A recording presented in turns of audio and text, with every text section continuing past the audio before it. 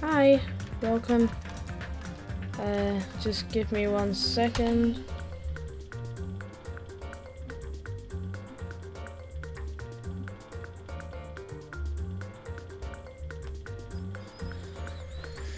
Yes and no, of course.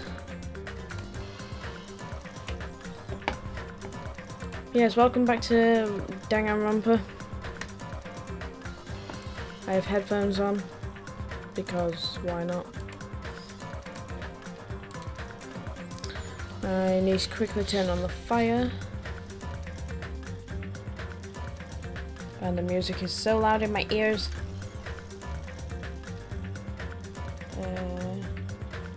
Turn you on.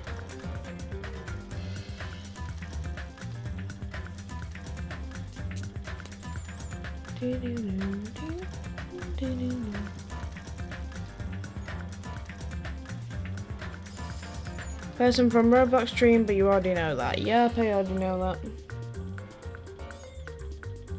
You're also the guy that annoyed me because you wasn't listening to me.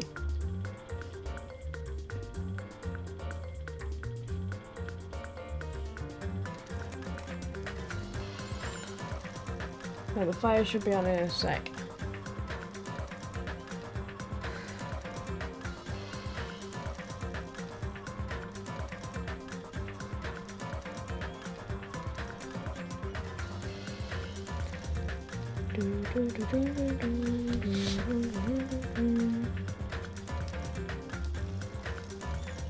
Hi. I keep muting myself. Sorry. Oh, that's better. I can hear. Okay. Also, hi, Gal Trips. Just give me a sec because I need to get the comments up. Also, yes, you can see my microphone. No, I don't want to hear this. It's fine, don't worry about it. I'm probably way too nice. Mind you, I wasn't nice on Discord earlier. Right.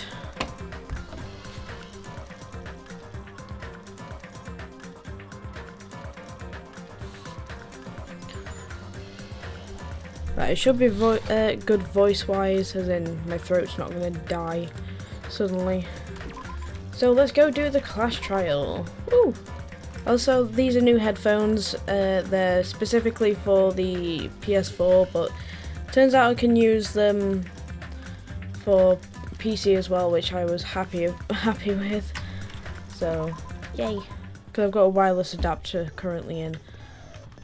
Right, let me just remind myself because it's been since Saturday since I streamed this game, so I've forgotten everything.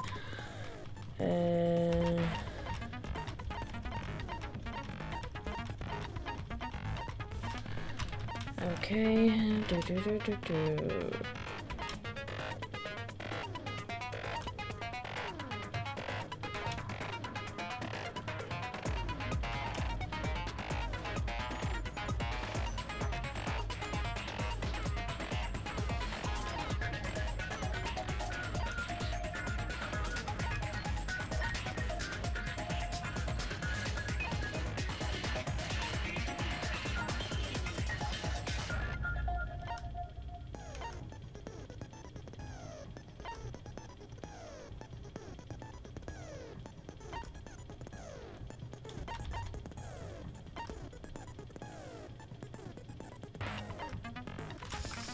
Okay.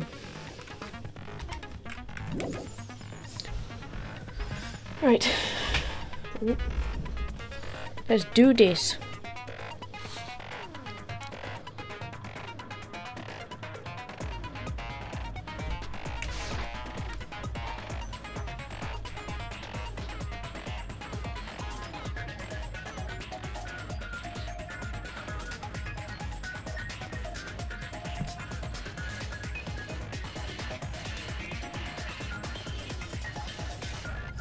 Right, we're good to go.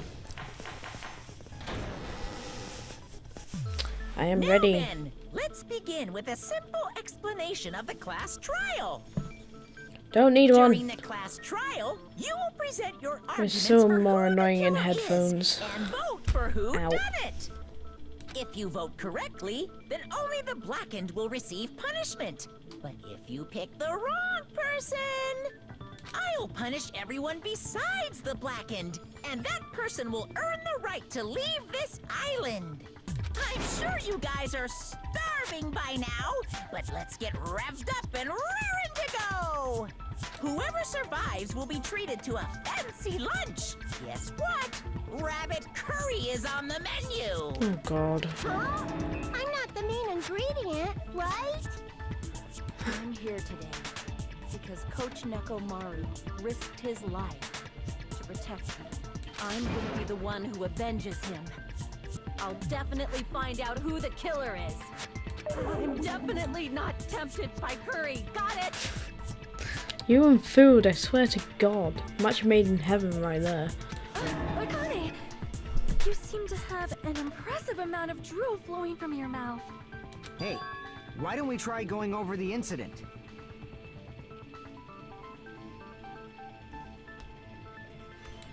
We weren't able to leave Strawberry House, so I want to make sure we get a detailed understanding. I discovered Nekomaru's body a little before 7 a.m. I headed over to Grape Tower for Monokuma Taichi and found the body there. Hajime and Chiaki were also with me.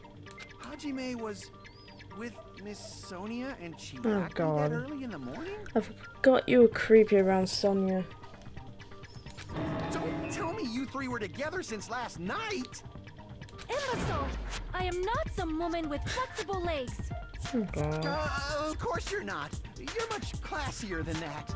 With legs Just stop like those, talking. I could probably do the splits real easy. We just happened to run into each other on the first floor of Grape House. We went to the tower together. And then, the three of us discovered Nekomaru's body. The body discovery announcement was made soon after. Akane heard that and rushed over. We heard the body discovery announcement too, from Strawberry House, obviously. As I recall, we found out the elevator was out of order, which left us stuck. Oh, for God's sake. Why this crap with the Clown Factory? I did not steal a hat from the Clown Factory. Please stop with that. It is getting really annoying. And I'm not a killer. So we decided to go to the tower for the time being and headed for Strawberry Hall. But someone even broke Strawberry Hall's door button. We couldn't go anywhere because of that. Thinking we should at least find some method to communicate, we set our sights on the lounge telephone. Forget these boring intros. Let's talk about the killer. Anyway, it's definitely someone from Strawberry House. What do you mean, definitely? There's no way a chick would kill someone so cruelly. So it must be one of you Strawberry House dudes. One of you better hurry up and confess, or I'll break all of you in half! You're the cruelest one here! Now, enough with the lovers' quarrel. We need to think about this seriously. We don't have the luxury of discussing irrelevant things. The incident this time has many questions. The incident notwithstanding, I also have many questions.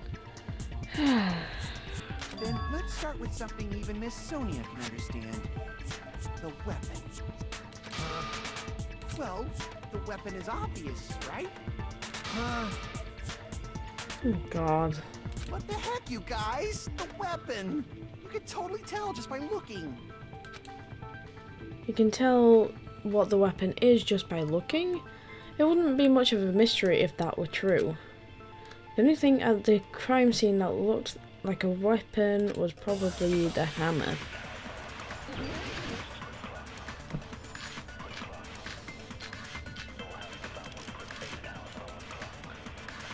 I guess we should figure out the weapon first. The weapon was right there at the scene of the crime. That pillar, huh? No, the hammer! The killer used that hammer and beat the crap out of him. There we go. That's wrong.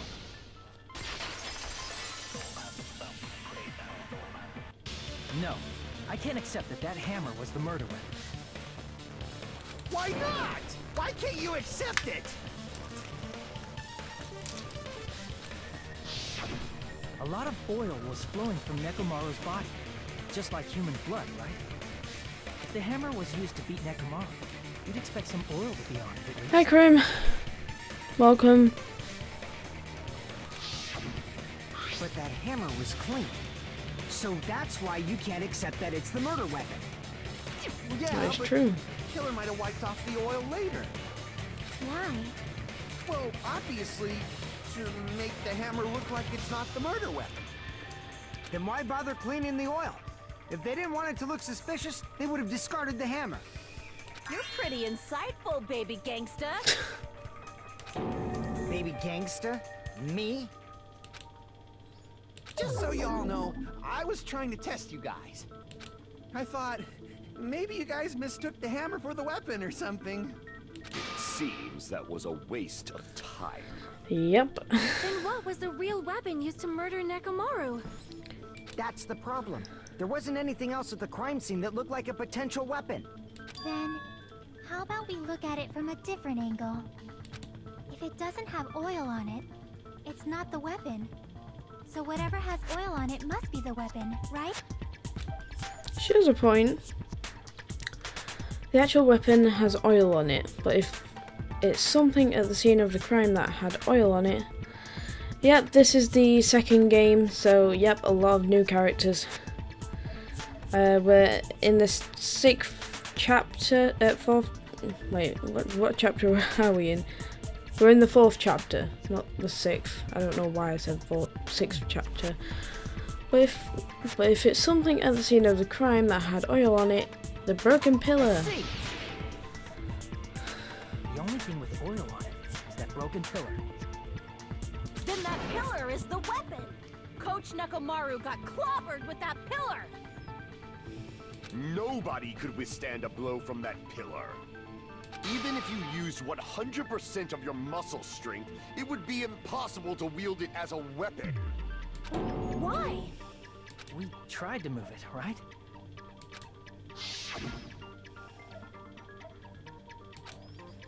It's no use, it's barely budging. Didn't I tell you? Yeah, that pillar was pretty freaking heavy. But there's one dude who could have lifted that pillar. Huh? Who are you talking about? Coach Nekomaru's robot body. With that dude's super strength, lifting a pillar would be real easy. So, he lifted the pillar, and then what? Did he use it to beat himself? You mean Mechamaru killed himself? Don't be stupid. He ain't the type to commit suicide.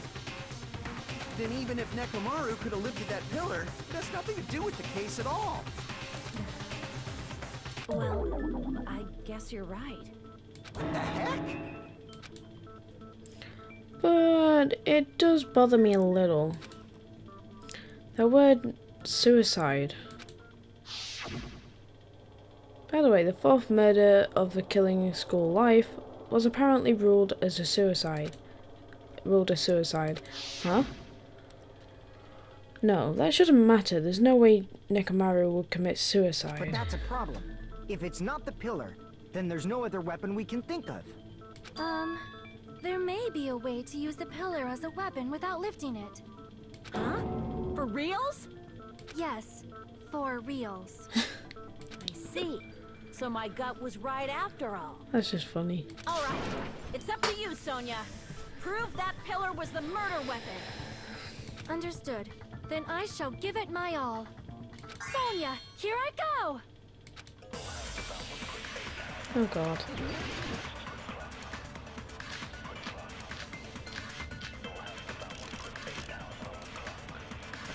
There's no need to lift that pillar. If the pillar was not lifted, beating him with it is beyond a dream. What about tipping the pillar over? No, that's wrong!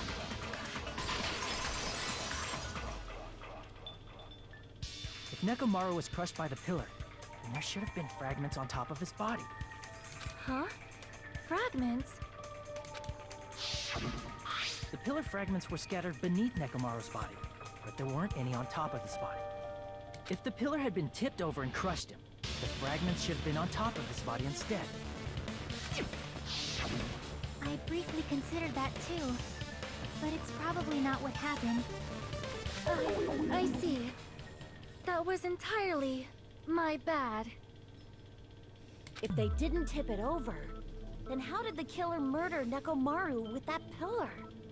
How much longer are you gonna focus on the pillar? Just let it go already. There's no way I can let it go. I'm positive that Nekomaru was killed by that pillar. Why are you so certain about that? I just have a feeling. A feeling, huh? That's just your instincts. But we can't say for sure that that instinct is wrong, can we? You never know. Huh? There's another way to use that pillar to kill. You guys just haven't noticed it. Is that true? Then I shall ask you, what way is that? You guys, same as usual. You're unable to clear a path to the future with your own powers, so you just stand there and falter. What a waste of talent. And you all intend to fight the Future Foundation? You make me laugh. What did you say? Regardless, it's not like I want to die with the rest of you. So I guess I should lend a hand. Hey, Nagito. What the hell happened to you? How come you're not talking like a lunatic anymore? I've learned a valuable lesson. Ignorance is by far the greatest shame. Huh? What do you mean? Who cares? Just tell us how the pillar was used to kill. Well, first of all, the pillar itself is not enough. But when combined with a specific item, there's a way it could be possible. A specific item? Of course, the ultimate weapon. The ultimate weapon? Isn't that the thing you get when you clear the final dead room? Yep. So, Nagito knows what the ultimate weapon is? Of course I know. But I'm pretty sure everyone else has seen it, you know? We've seen it? That's right. You've seen it clearly. Because I, the one who has claimed dominion over evil, am the ultimate weapon. No, you're not. I am he who cuts the insolent catalyst, which flows out from the chaos with the sword of victory. Oh yeah, she changes quite a bit. It's only fitting that I deserve to be called the ultimate weapon. No, you are far greater than the ultimate weapon, since you wield your 4 dark devas of destruction. I see. I don't know why, but I'm not liking this. Cut the bullshit and say it clearly. What is the ultimate weapon? In order to clarify that, we first need to solve the secret of the funhouse. Huh? The secret of the funhouse? You still don't realize it? Jeez, get it together. You're supposed to be the symbols of hope, aren't you? Can I just go into this game and punch the shit out of Nagito? Please. Ah, I forgot. Let me do that. Except for Hajime, of course. Really? Except for Hajime? If we make it out of this, I'll explain it to you guys.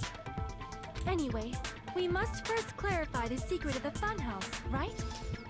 Then I think it must have something to do with the structure of the funhouse.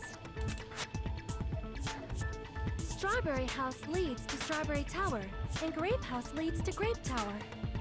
But in actuality, they are both the same building, and both houses are linked to the central tower. It is undeniable that such a sweet building structure is the secret of the funhouse. Man, not only does that make perfect sense, but Miss Sonia's beautiful voice is just so soothing. Faux show! I shall leave this matter to your discretion. Okay. The two houses are connected to the tower in the middle. I thought that at first too, but I ended up finding proof that completely contradicts that.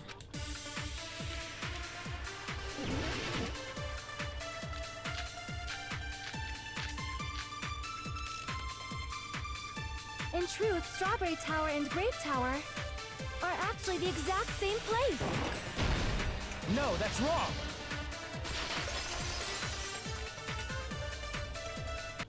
Both of those towers, are they really the same place? What? Why are you asking that now? Do you harbor a grudge because my kingdom destroyed your homeland? Hajime, I won't tolerate any sort of rebellion. I mean, doesn't it seem strange? When we went to Grape Tower from Grape Hall, Nekomaru's body was in front of the door to Strawberry Hall. But when we went to Strawberry Tower from Strawberry Hall, his body was in front of the door to Grape Hall. It's probably some kind of trick, like the floor rotating 180 degrees or something. If it is, then see? That means it could have passed as the exact same place, right? If so, then what? You seriously think such a simple answer is the correct answer?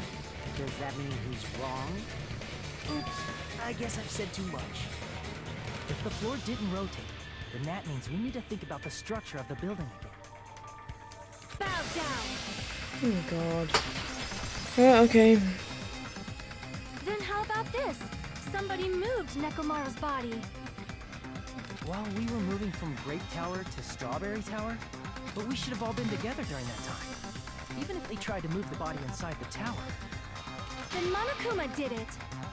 While we were moving, Monokuma quickly moved things around.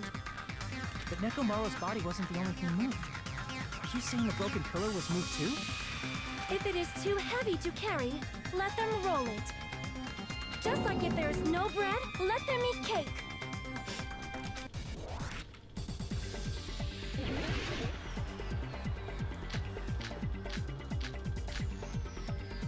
There are many different ways. The body and the pillar could have been moved. The pillar could have been rolled. And Nekomaru could have been moved piece by piece. I decree it was Monokuma's doing. Moving the body and the pillar in such a short time. That might be hard even for Monokuma, don't you think? It seems you have forgotten. Monokuma is surprisingly strong, wielding the power, the pillar, the body, and he could have moved it all in Shit. time. I missed it. No, there's definitely a hole in what she said. I need to show her the evidence that contradicts that. It seems you have forgotten. Monokuma is surprisingly strong, wielding the power of the pillar, the body, everything at the correct. Allow me to cut through There we those go. words. Okay. That's your opinion. We all have our own opinions. But it would have been impossible to move the oil on the floor. When the position of Nekomaru's body and the pillar changed, the oil surrounding his body moved too. Physically moving all of the oil like that is simply not possible, no matter how you look at it. Then it's impossible to think it was moved. I am terribly sorry. I cannot believe I got so fired up. It's all right. A fired-up Miss Sonia is awesome to watch. So what really happened? Does that mean the two towers aren't the same building? We can't be certain of that either. Not when the experiment involving the handbook I left on the tower floor was a complete success. Yeah, the e-handbook was still there. That's why we thought the two towers were the same building. If they're not the same building, or two different buildings, then what are they?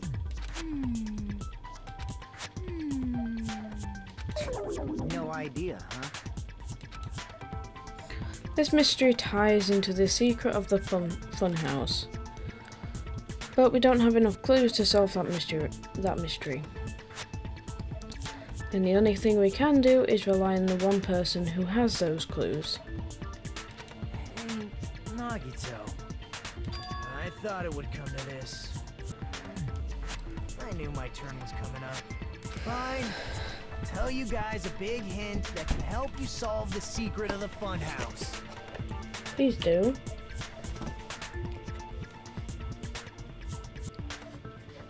Give us the answer, not a friggin' hint. But then it wouldn't mean anything. I need you guys to do this class trial properly. It's also important for me because it will help me determine. I have milk, by the way.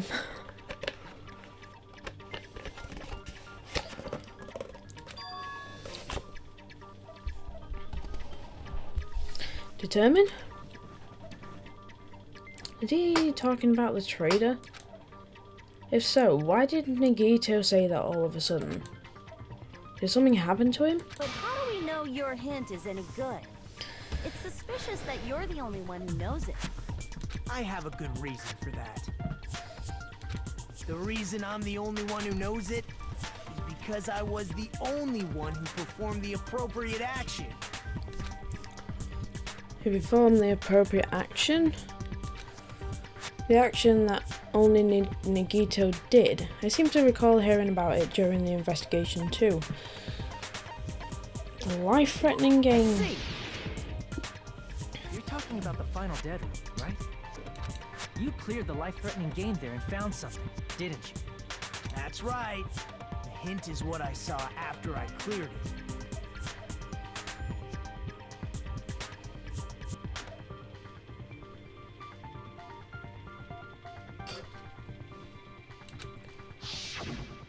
In the depths of the final dead room, there was a hidden room surrounded by concrete. And there, a small conspicuous window waited, all by itself. From that window, I saw some very strange scenery. Strange scenery? Instead of explaining it, it might be faster just to show you. Yeah, At we an actually get to opportune see it. time, I found a perfect camera in the final dead room. You took a picture? Yep. Nagito grinned creepily as he retrieved a small digital camera from his inner pocket. See? This is it. And as he said that, he showed us a peculiar picture. Let me explain it to you again. I took this picture on the first floor of Strawberry House, from the secret room within the final dead room. But don't you think it's weird? If the funhouse's structure is what you guys have been thinking, then there's lots of things that don't make sense in this picture, right? I agree with you on that. Lots of things that shouldn't... Something got stuck.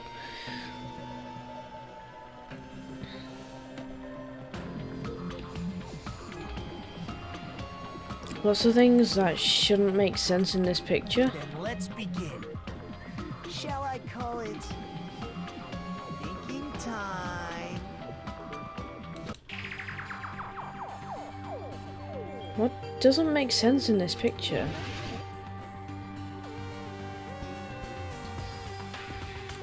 Here! You said this photo was taken from the hidden room inside the final dead room, right? If that's the case, then that means it should have been taken from the first floor of Strawberry House. Yeah, it should have been. Then, this is definitely strange. This photo doesn't look like it was taken from the first floor. The angles suggest it was taken from higher up.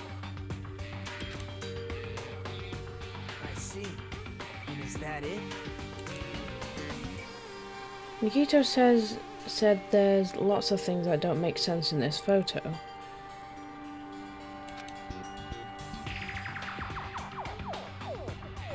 which means there are other contradictions contained in it.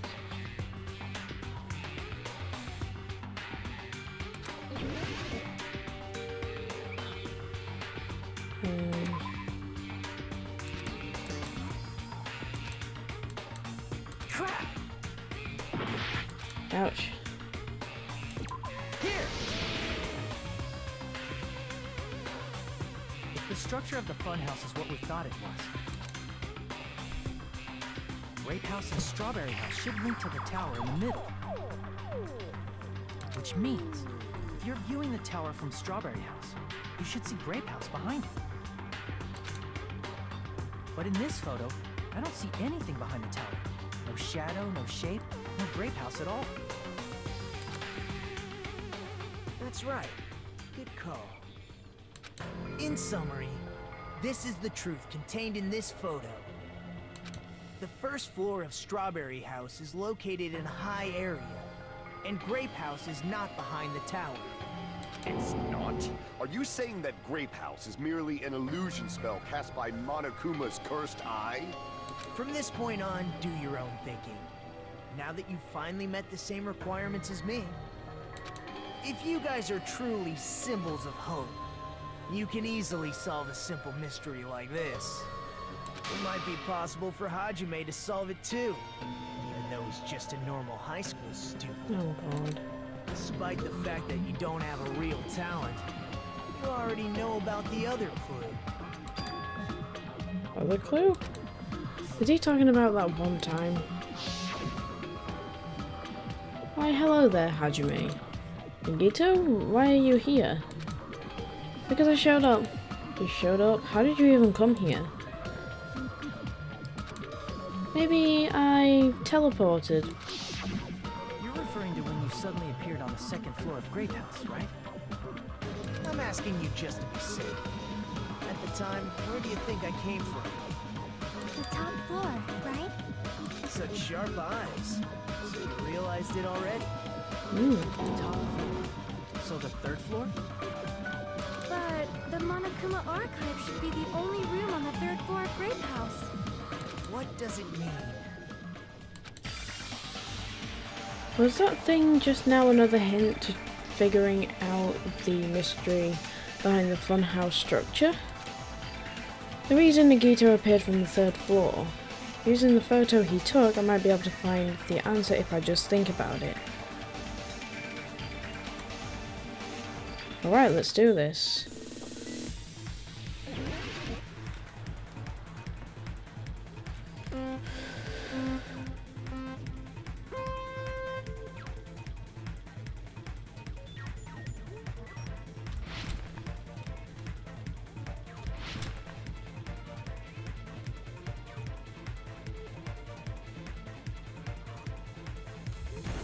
Oh shoot.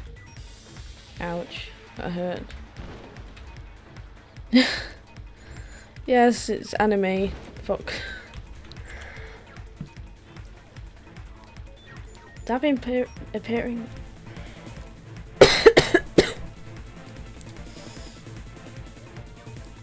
Oh god, I got something stuck in my throat.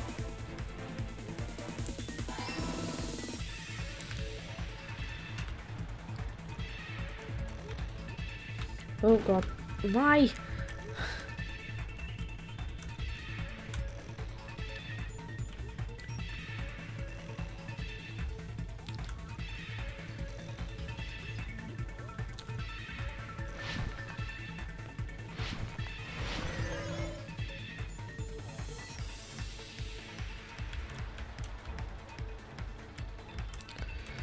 Okay, there's the same building. I didn't even read the question. Oops.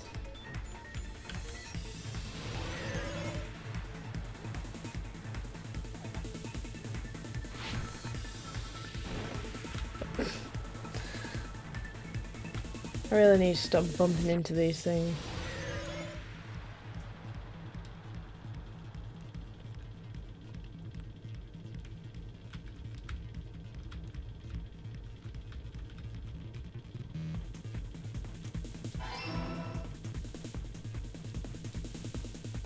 Ooh, we did it.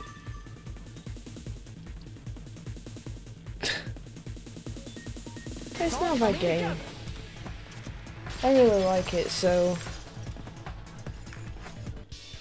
Got it. I know the secret of the funhouse. Then let me hear it. What kind of answer will you give, I wonder? In the picture Nagito took from Strawberry House, I didn't see Grape House at all.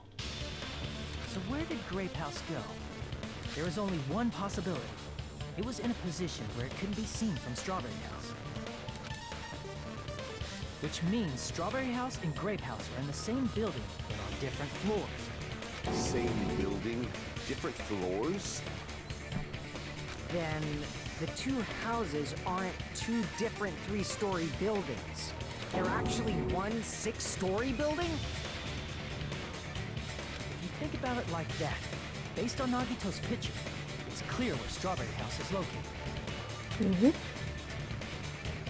Where is Strawberry House located? It should be...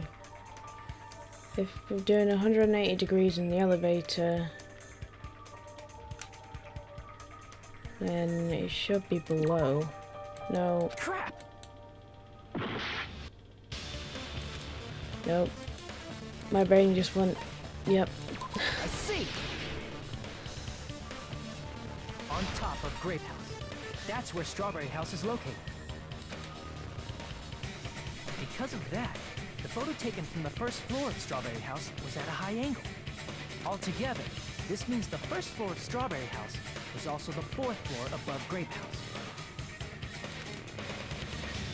Oh, snap. I never expected that the two houses were connected vertically. But what about the shape of the building? The two houses were completely different shapes. Strawberry House is 4-sided, and Grape House is 6-sided, right? It never occurred to us that they were the same building because it was structured with two different shapes. A quadrilateral and a hexagon, overlaid atop each other to misdirect how we would perceive them. And it worked, didn't it? Yep. Disregarding the tower, we fully believed the two houses were two separate, distinct buildings. In order to conceal the unique design of the funhouse, Monokuma put us to sleep so we couldn't look at the outside of the building when he brought us to it.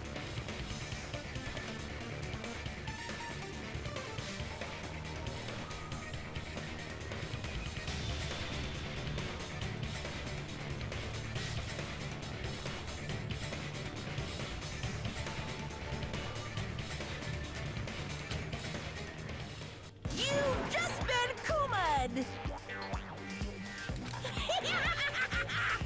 Don't you think a building full of so many surprises totally deserves to be called a fun house? Then, it's true? The building was really like that? Yes. That's right! Those two houses exist on different floors in the same building! Constructing a building like that on your own without my knowledge? How horrible! Then what about the towers? Are they arranged vertically just like the houses? Yeah, Strawberry Tower and Grape Tower should have also been different floors inside the same building. Just like Strawberry House was on top of Grape House, Strawberry Tower was also on top of Grape Tower. However, if they're different floors within the same building, why was Nekomaru's body in both places? Man, my anime needs to be continued. I need to wait a couple of days for the next episode. It was insane. Awesome. Aw, your precious hammies don't know? But it's so simple. Alrighty then. I'll be the one who solves this mystery in a flash. Please watch me, Miss Sonia. Oh, I see. Do whatever you like. Oh, definitely make her watch me. I'm gonna stand out till she notices me. Senpai, notice me. That's the feeling I'm currently getting. They declared war on the shooting nation. I'm gonna solve this mystery in a flash. And hurry up, dumbass! One of the bodies in one of the towers was actually a dummy. No, that's wrong!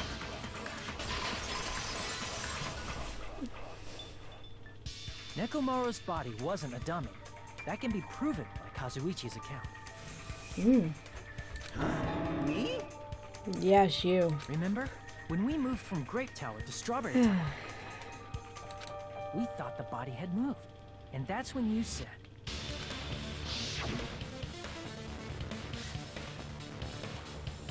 Not just that, the parts that I carefully arranged when I disassembled the body all moved too. right up until that moment, you were disassembling Nekomaru's body at Great Tower, right? The killer couldn't have known how you'd take apart his body, so they couldn't have built a dummy. Unless Kazuichi was the one who built the dummy, then it would be a different story. She has a point. Miss Sonia, that's a pretty harsh joke. You are joking, right? It's alright. Kazuichi is not the killer. If he was, he wouldn't have fixed the elevator or the button in Strawberry Hall. That is very true. It'd be much more convenient for the killer if it stayed broken. I see. That is disappointing. I'm even more disappointed. However, even if Nekomaru's body wasn't a dummy, it's meaningless if we don't have the important answer. Okay. The reason Nekomaru's body was in both towers, even though it was supposed to be on different floors. Maybe it was simply moved? The body moved to a different floor? You can't think of a device like that? A device that moves things to different floors in the same building? A device like that? Remember when we entered the funhouse from one side? How we couldn't enter it from the other? That device is just like that. If you enter it from a specific place, you can't enter it from the other. A device that transports things to different floors in the same building. And just like the tower, you can if you enter it from a specific place, you can't enter it from the other. I feel like oh my god. Are you that stupid? I feel like I've seen that before. Of course, it's an elevator.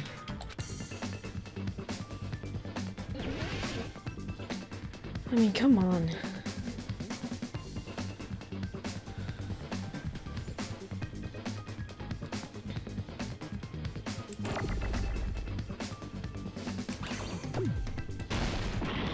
Oops.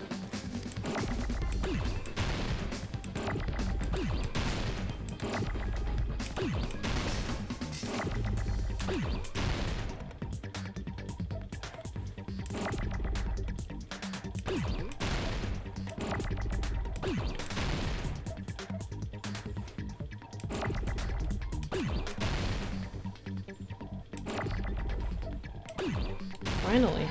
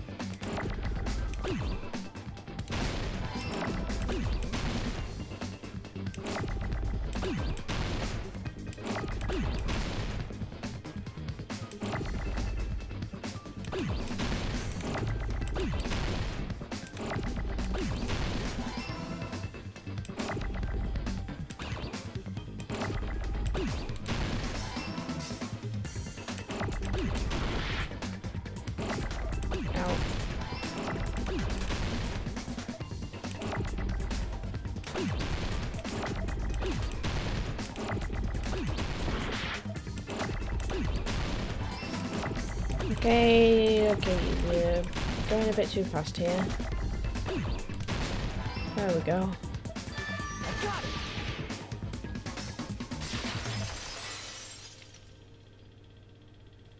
You must be talking about an elevator. Woo, we got it! Yay! What? Are you saying Nekomaru's body was transported Not using an that hard to elevator? figure out. I mean, come on. Where the hell is this elevator anyway? It's the tower itself. The inside of the tower is one big elevator. Which means the tower was designed so that the whole room goes up and down like an elevator. So whether you enter from Strawberry Hall or Grape Hall, it all leads to the same room, right?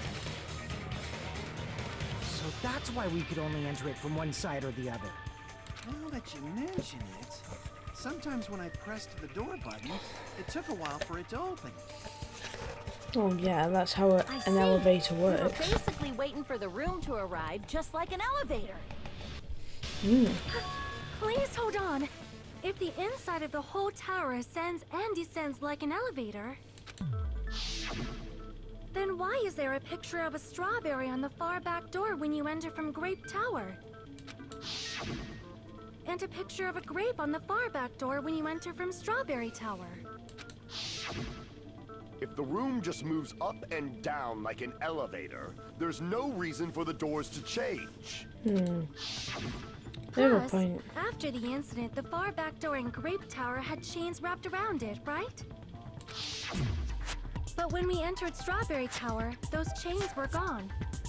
Not just that, but if I remember correctly, even the doorknob was broken off. Yes. Also, hi. Welcome to Danganronpa, the murder mystery, well, the murder game that I keep talking to you about. Yes, I have milk upstairs because, There are too many strange things. Was that tower Yeah, really hi, an welcome. elevator? How's the packing going? When you see people and things, make sure you focus on the good parts instead of the bad. What did you say? So, let's put aside what's changed and focus our attention on what hasn't. Why do we have to do that? It's fine. Come on. What does everything that hasn't changed have in common?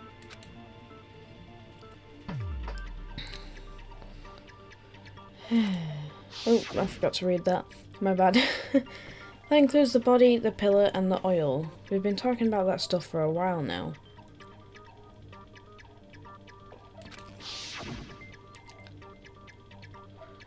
There shouldn't be anything strange about them. Not even the fact that they were all moved with the elevator. The one thing these all have in common, they were all on the floor. Is it safe to say that all the items on the floor didn't change? And? Why did the picture on the far back door change? If you can figure that out, you'll have the answer. The reason is because that elevator has something unique about it. There's something unique about that elevator. The doors changed, but everything on the floor stayed the same. That means only the floor moves. I see! So that's it. The elevator was designed so only the floor moved. Only the floor moved?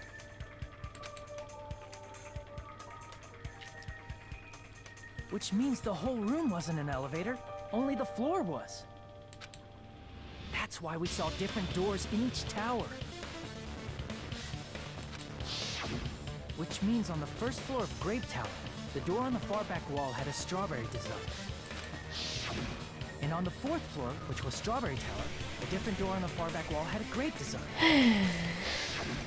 Then, where do the different floors lead? I want to say they lead outside, but they're probably just for show. Probably. Just for show? Why was something like that necessary? So we'd falsely believe that the doors were connected to where their pictures signified. It was actually very effective. Because of that, we totally misunderstood the building's structure. I don't get it. But I guess it means whoever designed this building had a totally twisted personality. That would be Monica, I think.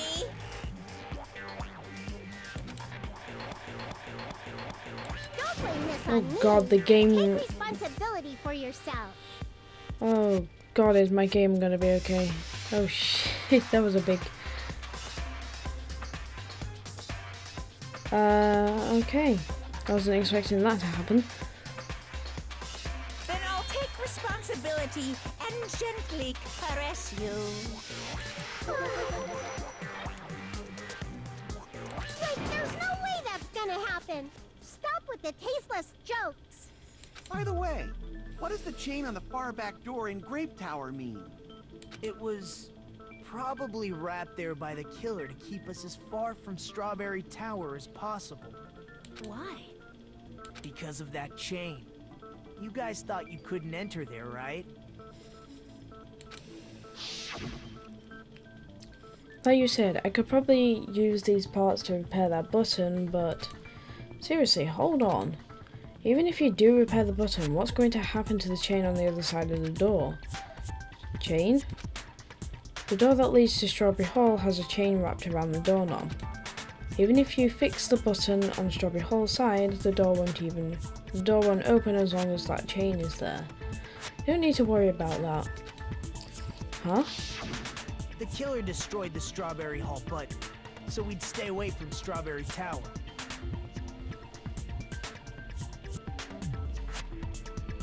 I really need to put my phone on silent. It is -2.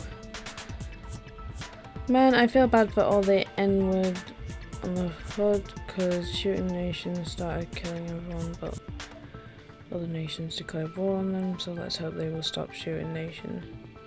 In my anime, okay. Everything was done to tamper with the evidence, so we wouldn't find out about the secret of the funhouse. The appearance of a body in the tower would contradict what we thought we knew about the building. In that situation, if we'd gone to Strawberry Tower, we'd have seen that contradiction firsthand. That I watched anime, kinda. Oh, okay. And using that as a clue, we might have discovered the truth. The truth that the two houses and the two towers are actually one complete vertical building. The killer wanted to keep us from learning that. That's why they made us stay away from Strawberry Tower. They destroyed the button and wrapped a chain around the door just for that? Would it really have inconvenienced the killer if we learned the true structure of the building? It would have been a major inconvenience. After all, this funhouse is strongly connected to the ultimate weapon that killed Mechamaru. Hold on. You're progressing much too quickly. There's still a contradiction concerning the building structure. What a pain. It's fine already. Gundam, please proceed. Aww, poor Soda. You said earlier that Strawberry House and Grape House are connected vertically, right? If so, how does the contact elevator supposedly transport us from one house to the other? I see, now that you mention it, I completely forgot about that matter. If that elevator moves vertically, then when your back is facing the elevator, both towers should be on the same side. But does this reflect reality? Inside Grape House, Grape Hall is on your right when your back is to the elevator. And inside Strawberry House, Strawberry Hall is on your left when your back is to the elevator. Okay. Which means the houses are on exact opposite sides of the tower.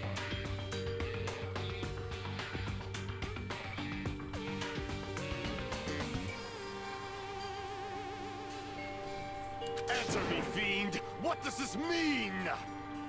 What does this mean? I agree, what does this mean?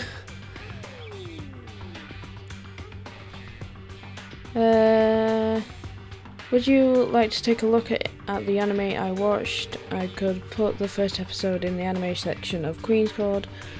Yeah, if you want to. And I don't really get offended that easily, to be quite honest.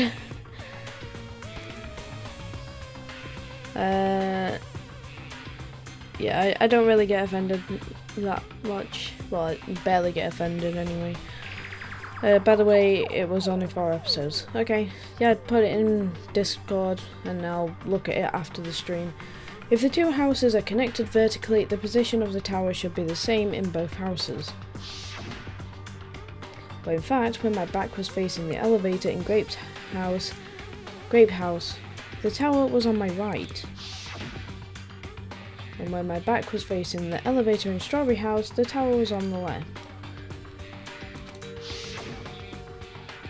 How can I break through this contradiction?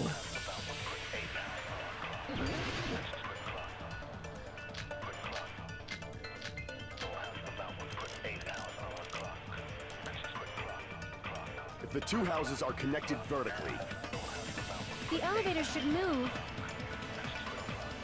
vertically, not horizontally. No, that's wrong.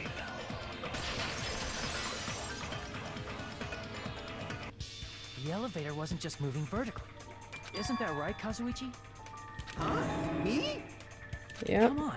You used the elevator while you were holding that compass knife. Okay, baby. I'll Right? check it out after the stream. I currently cannot check it out right now. That.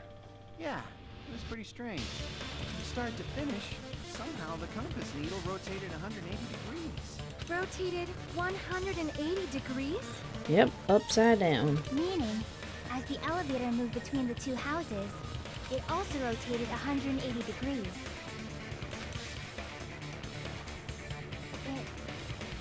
It was probably following the building's perimeter as it rotated to the other side. That would actually make more sense. Which means the exit would be on the opposite side once you arrived at the other house, right? And thanks to that, the tower we saw on our right side when we arrived at Grape House appeared on our left side when we were at Strawberry House. Mm-hmm. An elevator that rotates while it moves. Is that even possible? It's like something from an amusement park. Well, a funhouse is an amusement park attraction, you know. Yeah, I'll check it out after the stream if I'm not too tired. And since the building doesn't really need to be structurally practical, it makes for some splendid fun. That's not splendid at all! You're inhuman! Oh, shut up, Manomi. You say I'm inhuman. You shut up but and all. I'm just a bear, Monokuma. so I was never human to begin with. I'm different from these lowly humans. Yes, you're a bear, we all get it. Go and eat some steak or meat or whatever you eat. So we're done with the secret of the funhouse, right? Then let's start talking about the important stuff. Oh, God. What's the ultimate weapon that killed Nekomaru? And how'd they combine it with the pillar? Huh? You still don't know what the ultimate weapon is yet? It's what I found at the Octagon, you know. What is the Octagon? I haven't heard about that yet. Oh my. I can't believe I have to explain that now. Can I really go and get a gun and shoot Nagito in the face? He's really annoying. As long as you know what an Octagon means, you can solve this simple mystery easily. Eight-sided shape. What an octagon means, huh? That reminds me, an octopus has 8 legs. Is this really teaching me maths? Like, seriously? I wonder if it means anything. Duh, it's an 8-sided shape. That's like the first thing you learn in preschool. If I recall, an octagon is a shape with 8 sides, right? I didn't expect you to know that. For a substitute reserve Oh, course God. student, you're Can we quite just shoot him? I guess I should continue listening. Where is the place befitting of the name Octagon?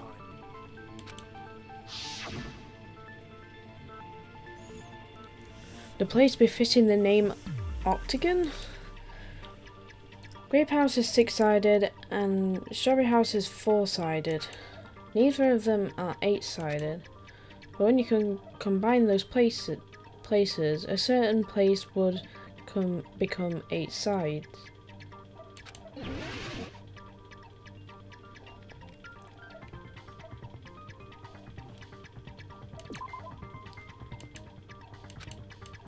Crap!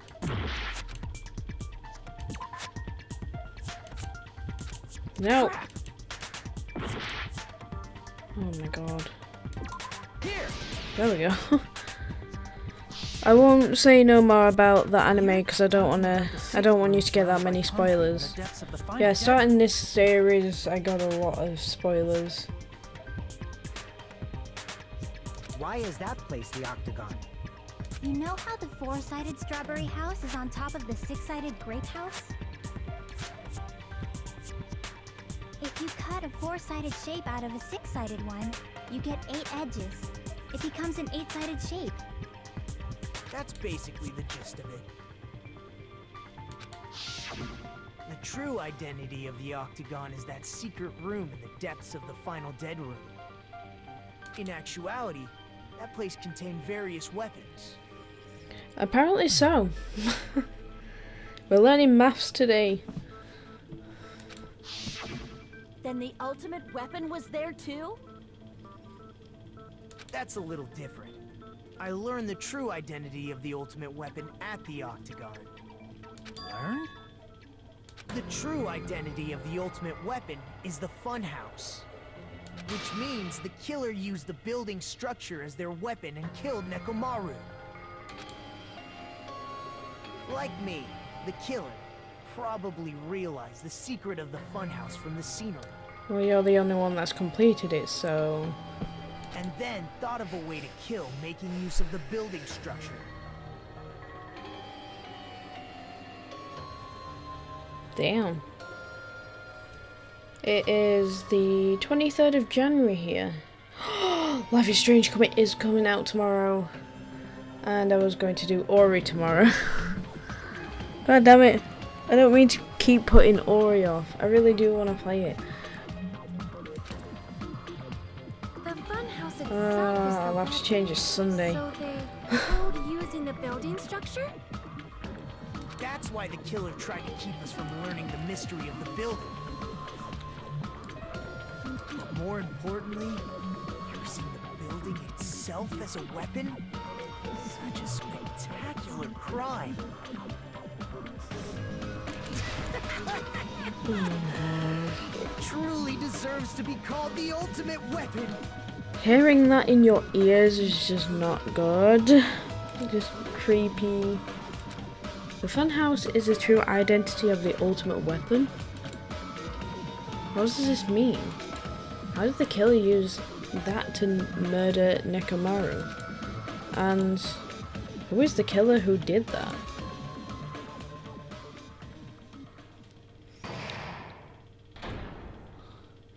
I think God wants you to be at 420 subs. I know you don't believe in God, but you get it. We're actually at 421 now, so the 420 is over, I'm afraid. Why, hello there. I thought of a new bad word to call Monomi. I can already tell I won't be pleased by this. Then let me say it right away.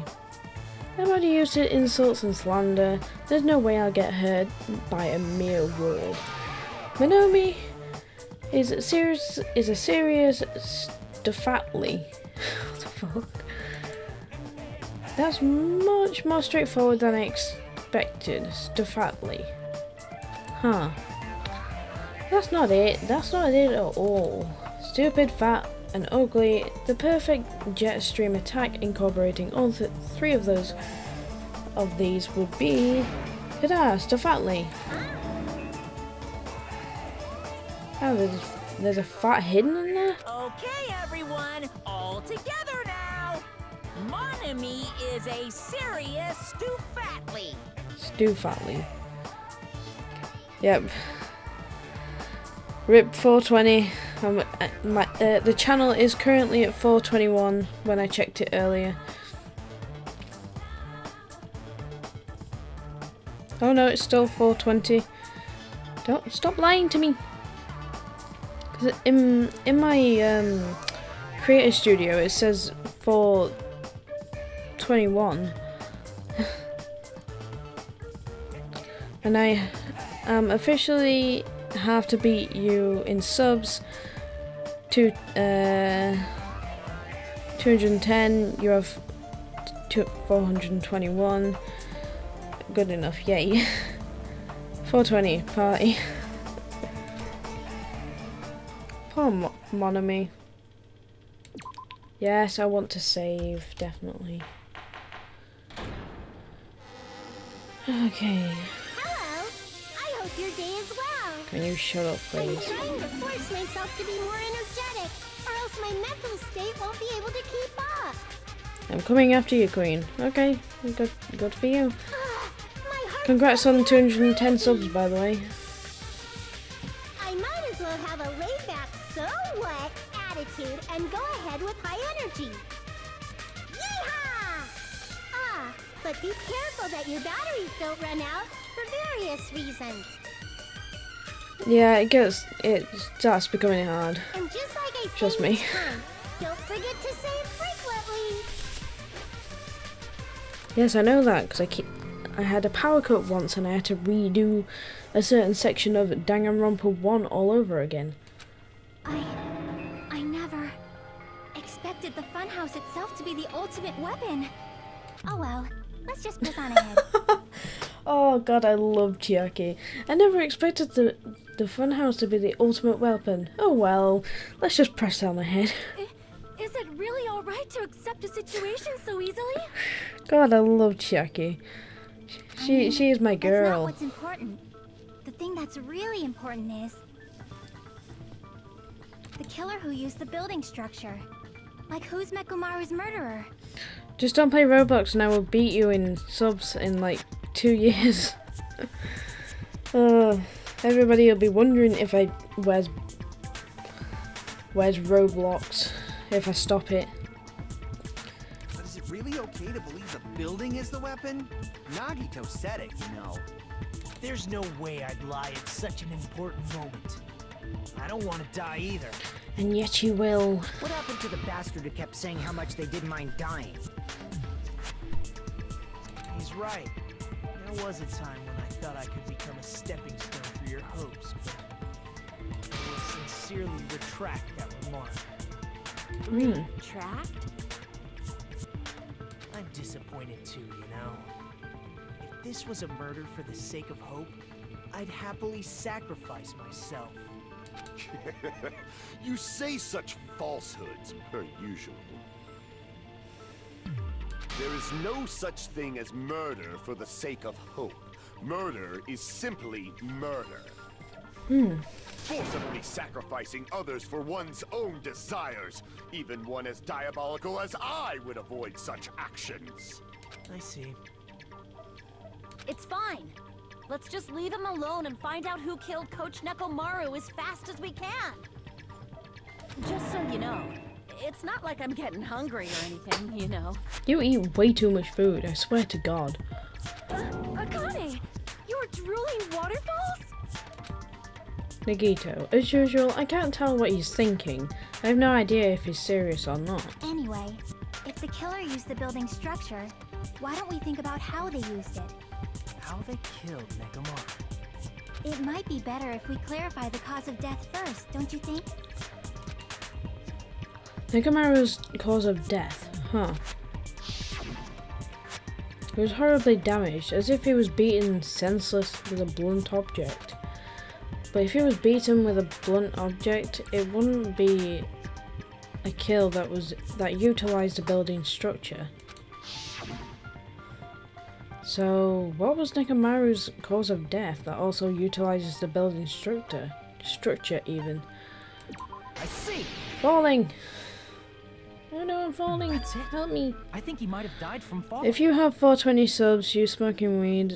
So if I have 210 why?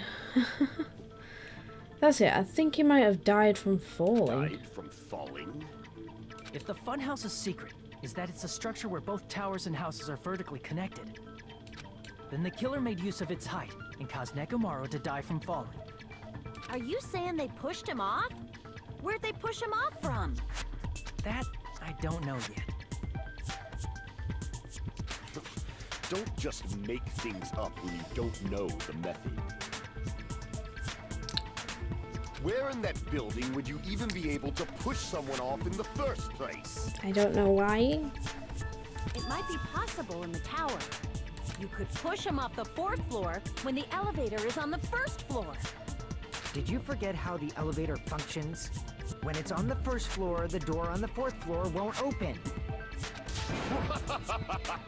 Saying he died from falling is truly incorrect. You should burn in the flames of hell. Really, Gundam? Really? Just really? But my gut is going crazy right now. If Mechamaru died from falling, where did the killer shove Mechamaru from? If I'm going to reach the truth behind this incident, I need to solve that mystery next.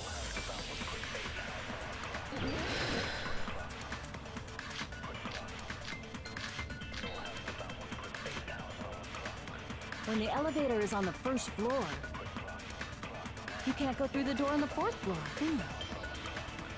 It'd be impossible to shove off the victim from up there. Then, how about this? After locking Mechamaru inside the elevator, they moved the elevator from the 4th floor to the 1st floor and made use of the drop. Hold on, did you forget the elevator has a sensor? As long as there's a moving object inside. No, that's wrong!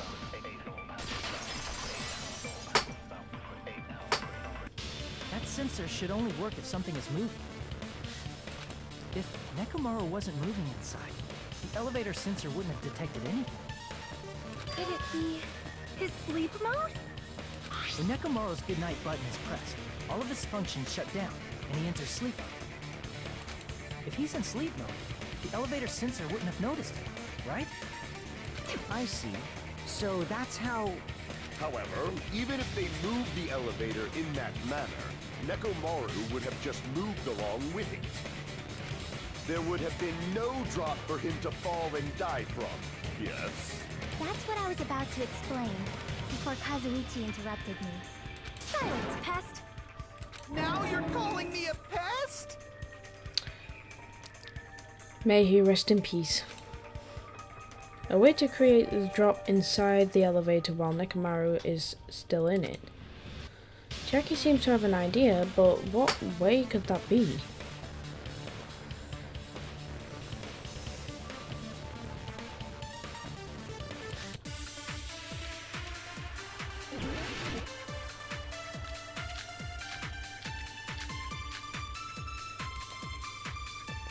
If you arrange it a certain way, you can cause the drop within the elevator. So you're telling us all to think about the arrangement, right? That arrangement is... The hammer is suspicious. Isn't it about time we went over the pillar again? No. What about the oil on the floor? No. The doorknob on the floor seems suspicious. I agree with that.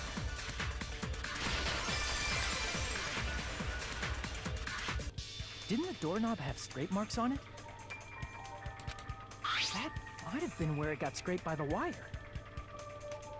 Is that the same wire that was tied around Nekomaru? The tip of that wire was tied into a loop. If the elevator moved while that loop part hung from the doorknob... If they did something like that, he would have been suspended in midair! That's right. He was suspended in midair. Huh? The killer tied up Mechamaru with the wire while he was in sleep mode. Tied the tip of the wire into a knot, and hung it on the doorknob to the 4th floor. With that, they moved the elevator from the 4th floor to the 1st floor of Great Tower. And suspended Mechamaru in midair. That's right! He was so well hung! Kinda like... You better not finish that sentence! The killer took advantage of the elevator's unique feature. Only the floor moves. By doing that, they created a drop so Nekomaru could fall to his death. Too easy.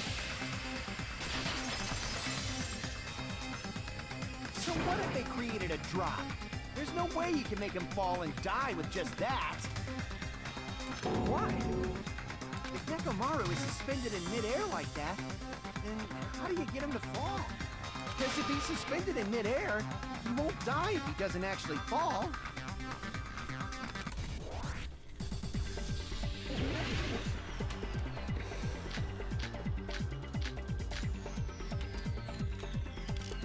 Even if they suspended Mechamaru from the how would they make him fall? There's no one in the tower to push him. There's no way they could do that. It doesn't mean someone had to push him off. It's possible that he fell on his own. What? Mechamaru should have still been in sleep mode, right? If he was sleeping, there's no way he could do that. Now's the time. But in that case, you still won't be able to explain. Moving the elevator with Mechamaru is just impossible. End of story.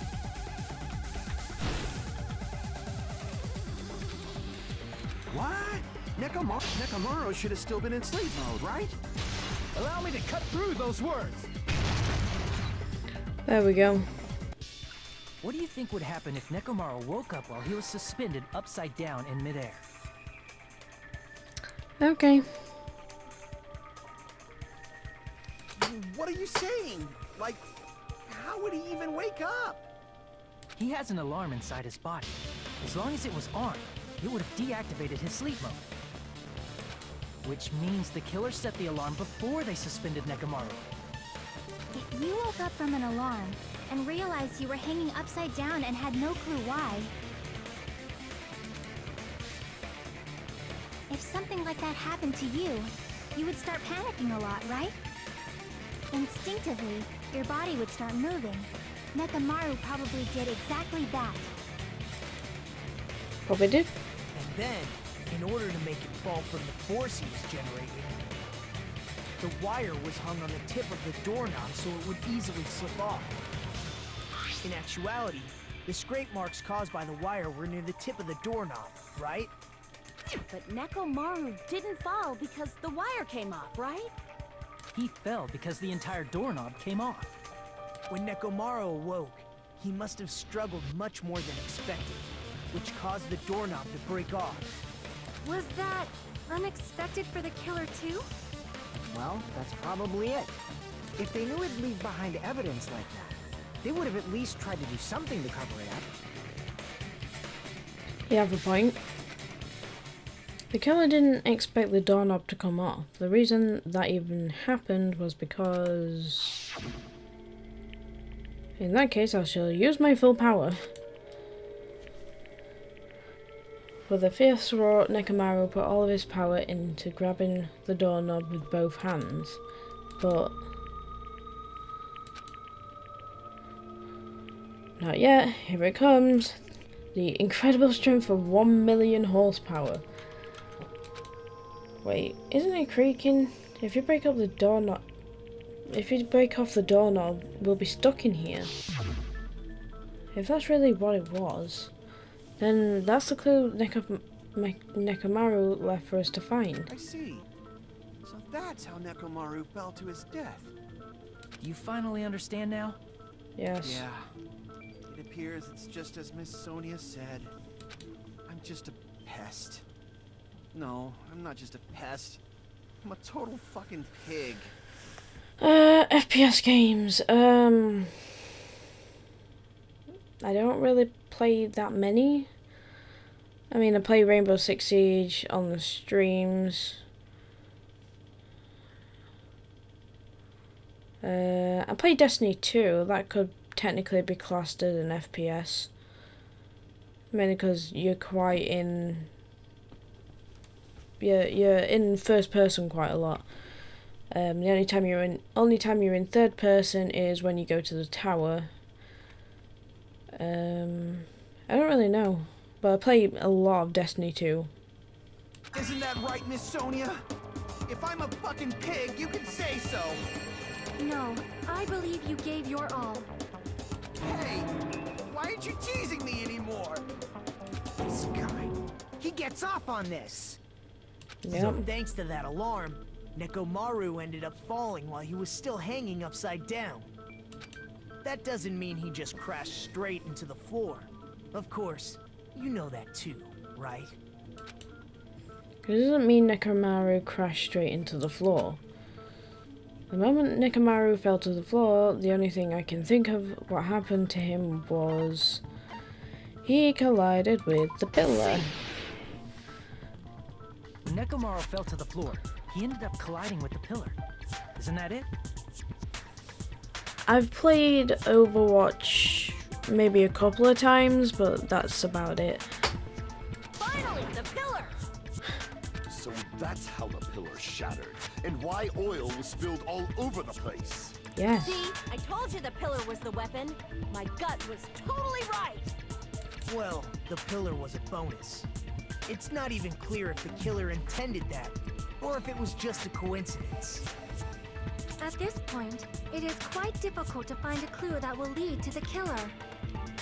Then what about the alarm?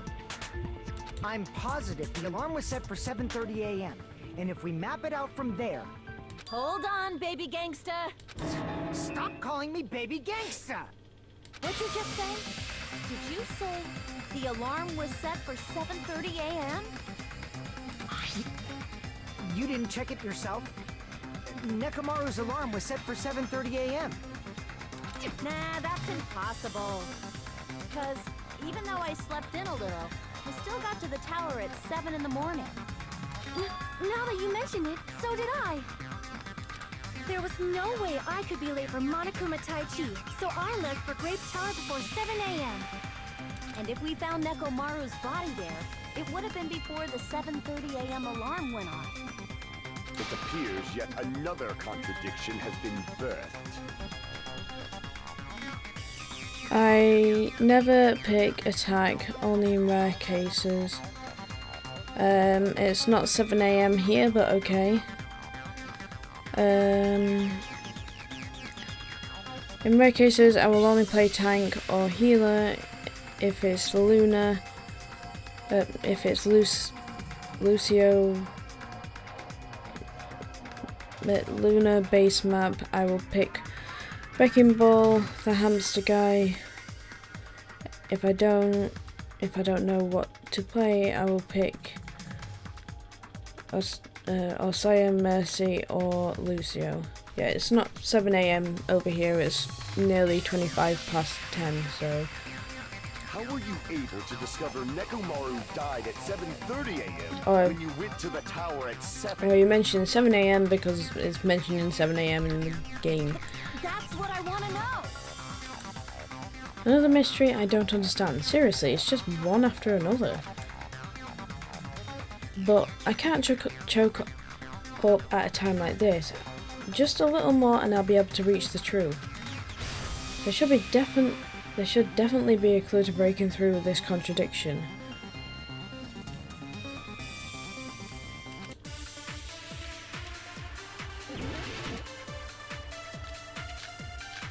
We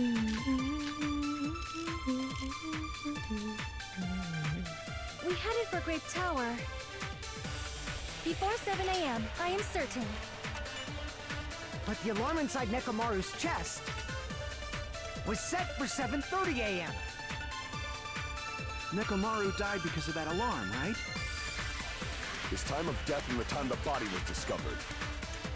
One of those must be an illusion. The killer probably did some tampering. They probably messed with the clock inside Nekomaru's chest.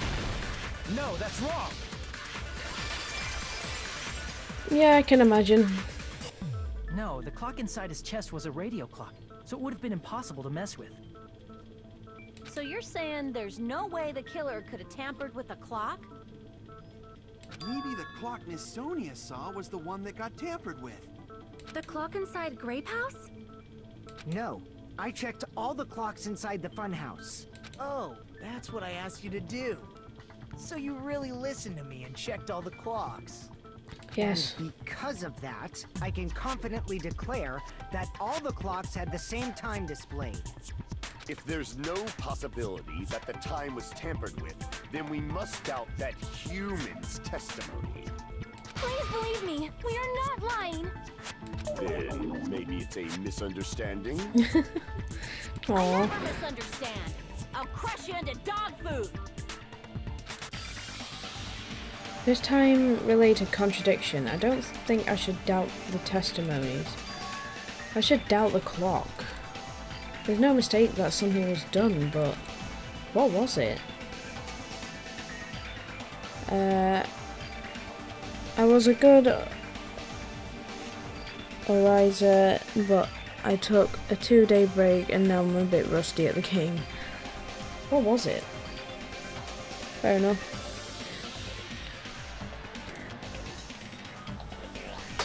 Perhaps we've overlooked something. Maybe we're misunderstanding something. Which clock was messed with? How was it messed with? Why didn't we realise it? And why didn't we realise it? Think. If I focus and think, I should be able to find the answer to that mystery.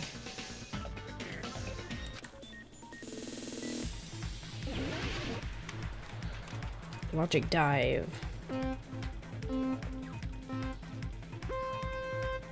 Let's go.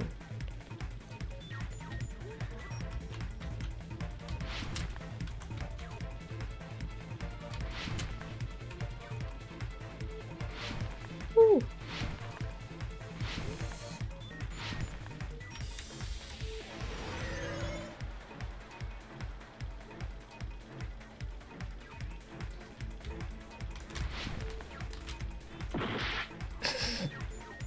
I completely missed. Time in the building.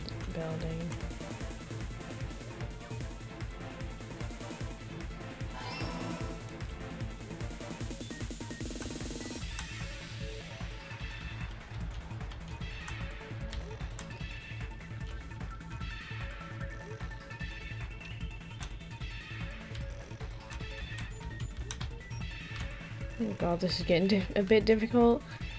There we go.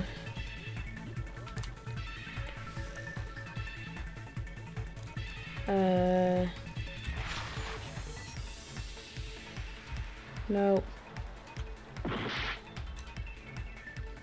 The building's clocks, okay.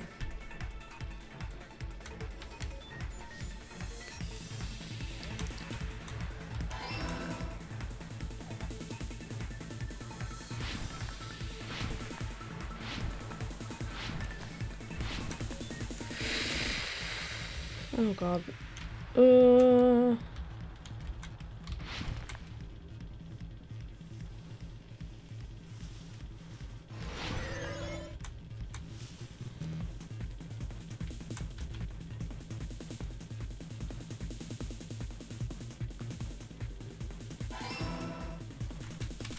And we did it with time to spare.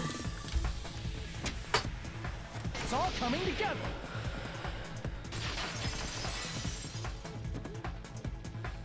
But man, Lucio can do a lot of good, do a lot of healing. But Mercy can res people, and that's very good. Cool. Like I said, I don't really play Overwatch that much, if at all. So. Yeah, none of the clocks had the wrong time. But what if all those clocks had been messed with? What? All the clocks? So even if you checked all the clocks inside the building, there's no way you'd have noticed it. I see. So the killer messed with the time inside the whole building by changing all the clocks. So that's what it was. There's no way I would have noticed that. This is truly fantastic! Now's not the time to be pleased. More importantly, how much was the time on? She's right, that's the main problem. How much was the time off after the killer messed with the clocks? If there's something that could be used as standard measuring time, that should be the clue. Alright, I need to find that out. I'm going to reach the truth in one go.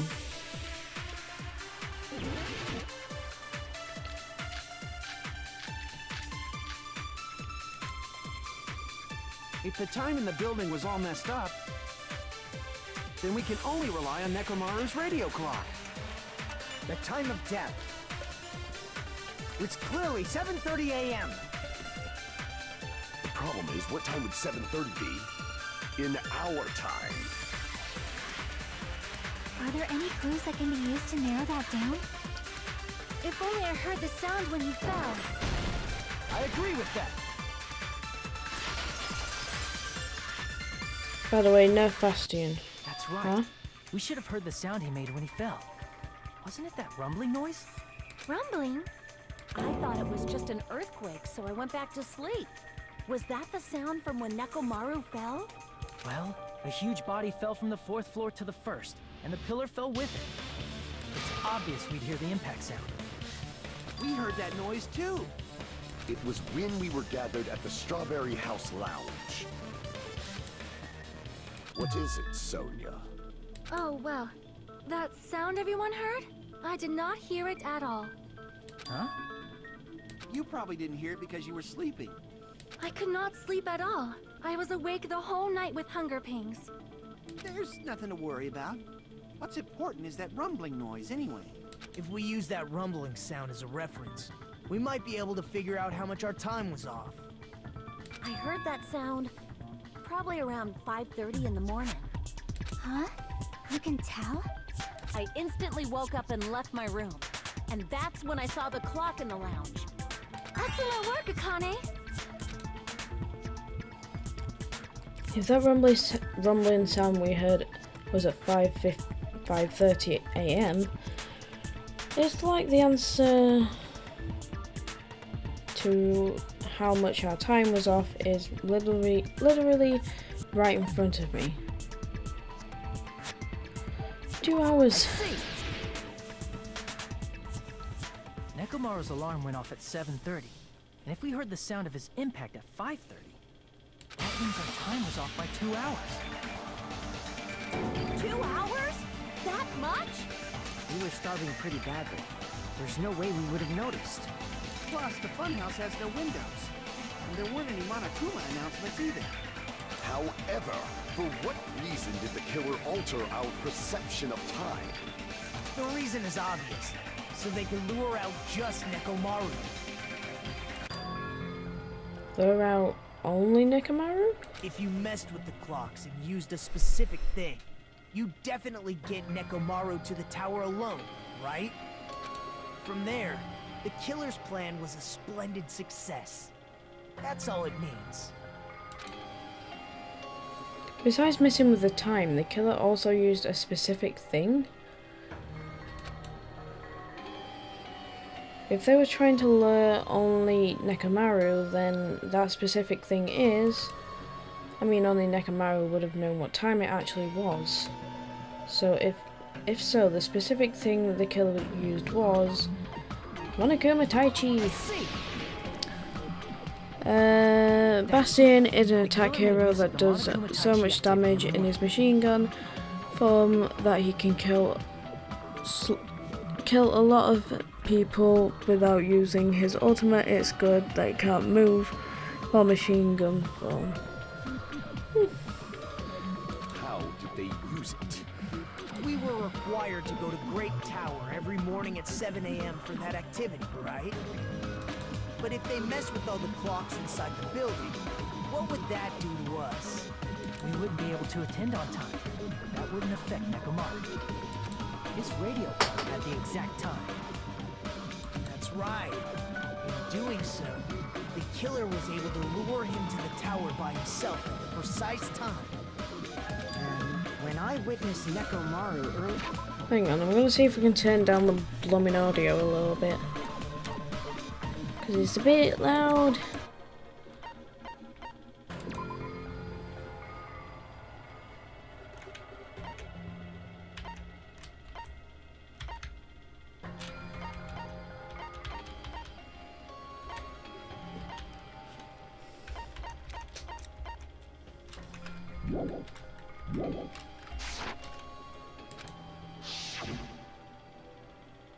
If I recall, you witnessed Nekomaru around 5 a.m.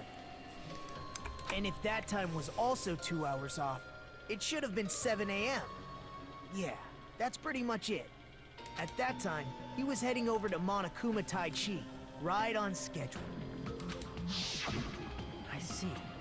Now that I think about it, I realize what Monokuma meant when he said those words. Too early! He didn't even ask you yet! Jeez, how outrageous. I also didn't expect everyone to ditch Monokuma Tai Chi. But it turned out like this after all, so I guess it can't be helped. When you said everyone, you were including us, right? We thought we came to the tower on time, but in truth, it was way past the meeting time. Ah, jeez! That's, well, how should I put it? What was it? You know, tripping over a foot, or something like that. Are you talking about tripping over someone else's fault? Wrong! Too bad! Liar! I'm right! That's not it! It's incorrect! So I was just, yeah. Don't mind me. Just, you know, drinking milk. That's definitely the correct answer. You always get so stubborn like... Let's just ignore the peanut gallery. Now that we've found out how the killer lured Nekomaru, the number of suspects has drastically decreased. Huh? Hey, why would that decrease the number of suspects? Don't be a friggin' liar! You'll know I'm not lying when you listen to what Fuyuhiko's going to say next. Huh? What the hell do you mean? You witnessed Nekomaru going toward the tower. Are you talking about that alarm?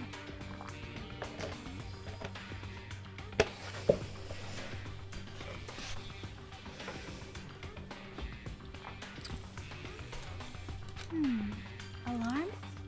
A little while after I witnessed Nekomaru, the clock in the Strawberry House lounge started going off. Plus, it was just before that rumbling sound occurred. That if Nekomaru died when the rumble happened, then whoever doesn't have an alibi at the time is the prime suspect. Really? Was there anyone who didn't have an alibi at that time?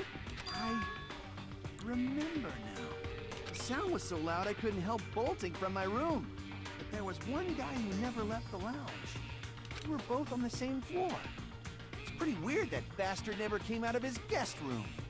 Which means that person does not have an alibi for when Nekomaru fell? Who is it?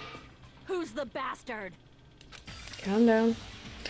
It's whoever doesn't have an alibi for that time, right?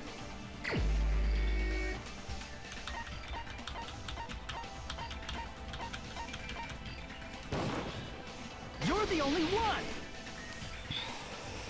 The one who wasn't there. It's you, right, Nagito? That's right. Nagito wasn't there. It was just me, Gundam, and Fuyuhiko. You didn't come out, even though the alarm was going off like crazy. You weren't in your room, were you? If that's the case, where were you? Please, say something! If you don't hurry up and answer, I'm gonna suicide dive you! If I may be frank, even if I wanted to go to the lounge, I couldn't. You couldn't? What do you mean? It's merely the foolish talk of the weak. Not only did I not hear the alarm, I never even heard that rumbling sound. He couldn't? You're definitely fucking lying. However, that is also true for me. It is obvious that I did not hear the alarm in Strawberry House. But I did not hear the rumbling sound either. Is that not strange? I mean, everyone else heard it. To be honest, it's not just them. The same goes for me too. Huh? I was in a pretty deep sleep, so I thought that's why I couldn't hear it, but it wasn't that. I probably couldn't hear it at all. Couldn't hear it? What does that mean? You still don't know. Think about what the three of us who didn't hear a sound have in common, and I'm sure you'll figure it out. The only people who didn't hear the rumbling noises were Nagito, Sonya, and Chiaki. The secret is what these three have in common. Could it have something to do with the guest rooms they were staying in? If that's the case, then I might be able to figure out what they have in common.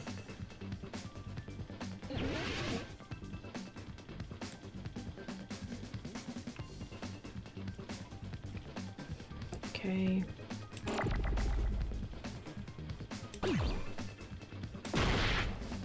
Oops.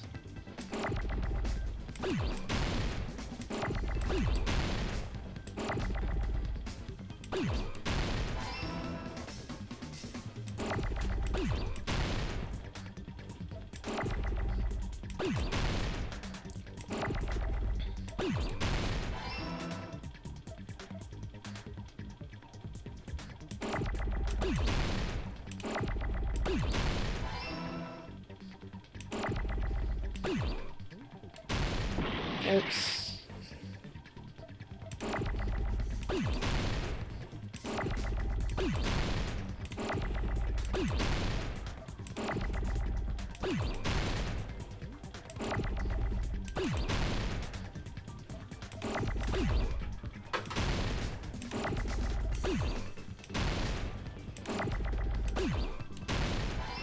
There we go.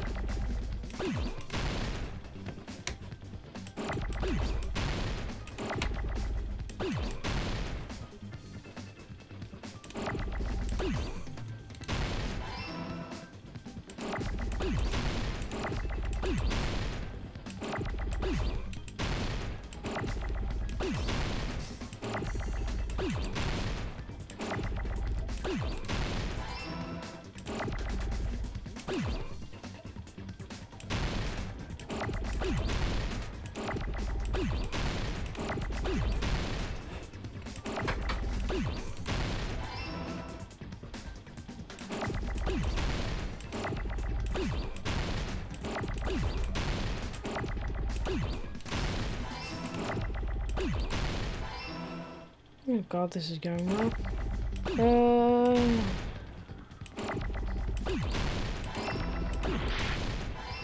There we go.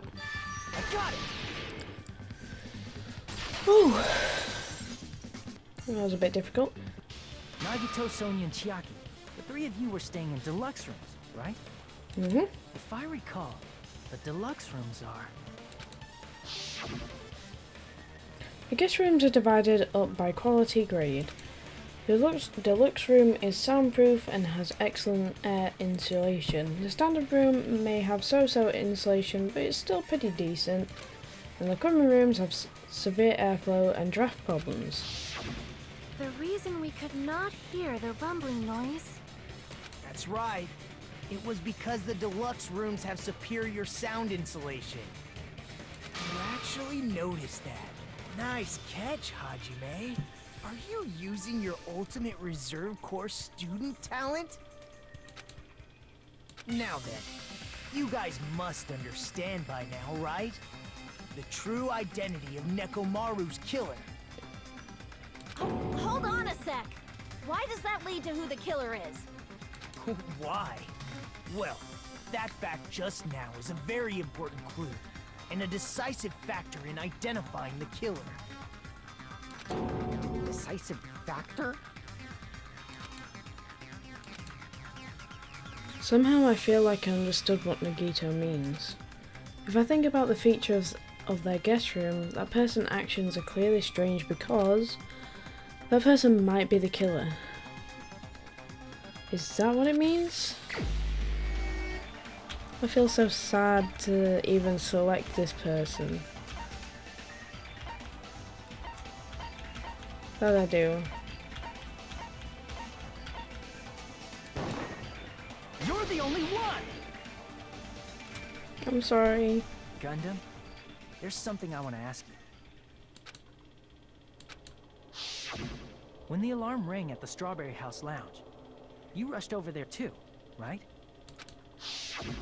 What's wrong with that? If the bell of catastrophe rings throughout the night, it is the universe's providence to stop it. Why were you able to hear it? Hear what? I mean, you were also staying in a deluxe room, right? Nagito was staying in a deluxe room in the same house on the same floor, and he couldn't even hear it. So why were you able to hear that alarm? Now that you mention it... Gundam?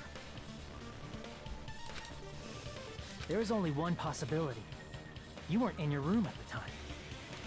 That's why, even though you were staying in a deluxe room, you still went to the lounge. Am I right? Gundam, you have some sort of explanation, right? Gundam probably couldn't return to his room because of Fuyuhiko. Me? After you saw Nekomaru heading to the tower, you stayed at the lounge for a while. Am I correct? Until the moment that alarm started ringing, right? If you were in the lounge for that long, the killer who had left earlier obviously wouldn't be able to go back. Even though Mechamaru's murder was a death trap that utilized the alarm in his chest, the killer still needed to prepare the murder in advance. Like putting Nekomaru in sleep mode and tying him up with the wire. In order to do that, the killer needed to be waiting for Nekomaru at the tower. Which means when Fuyuhiko witnessed Nekomaru, the killer was already at the tower. And once they tried to go back, they couldn't because Fuyuhiko was at the lounge. In their original plan, the killer should have returned to their room before the alarm in the lounge went off. And they were supposed to stay in their room. They weren't planning to come out and go to the lounge. Which means they wouldn't have heard the alarm or the rumbling sound, thus proving they were in the room. Just like us. The best case scenario would have been if those two in the lounge had gone to check the deluxe rooms.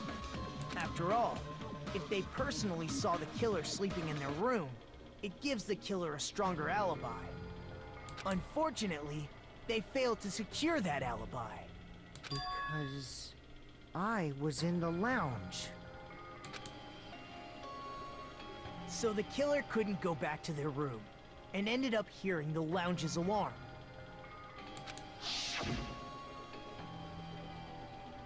Hey, what are you doing? Sorry, I'm just like... This raucous is louder than the supreme ruler of the Netherworld bellowing for a sacrifice. Don't go making all that noise so suddenly. But why'd you come out? You should have hid till the excitement died down. If Gundam tried to hide, and if those two went to his room to check on him, he would have been found out. That would have been the worst possible outcome. That's why he couldn't just stay hidden. If those two had just checked the deluxe rooms as planned, that would have been ideal, but how ironic. The moment Fuyuhiko set foot in the lounge, your plan was doomed. Gundam? Please, can you at least say something? Answer me this. Including myself and my 4 dark devas of destruction, how many ears do we possess? Huh? The answer is 10. That's right, I possess 10 ears. That means I have 5 times the hearing of a normal human. The soundproof system here may as well not exist. Is that your argument? You bastard! Do you understand the situation you're in right now? Do not panic. The truth shall now commence. At the time, I left my room to go to the bathroom. By coincidence, I heard the alarm. That's right. That's all it was. The world is always so simple. Are you saying it was just a coincidence? Isn't that timing a little too perfect? And yet, I'm being suspected by all of you. It seems it was actually horrible timing on my part. I see. You're still holding out. Well, you don't have to admit it. We're going to decide who the killer is with the majority vote anyway. That is true. So, why don't we just go ahead and start voting? It's obvious that Gundam is the killer. Hold on a sec.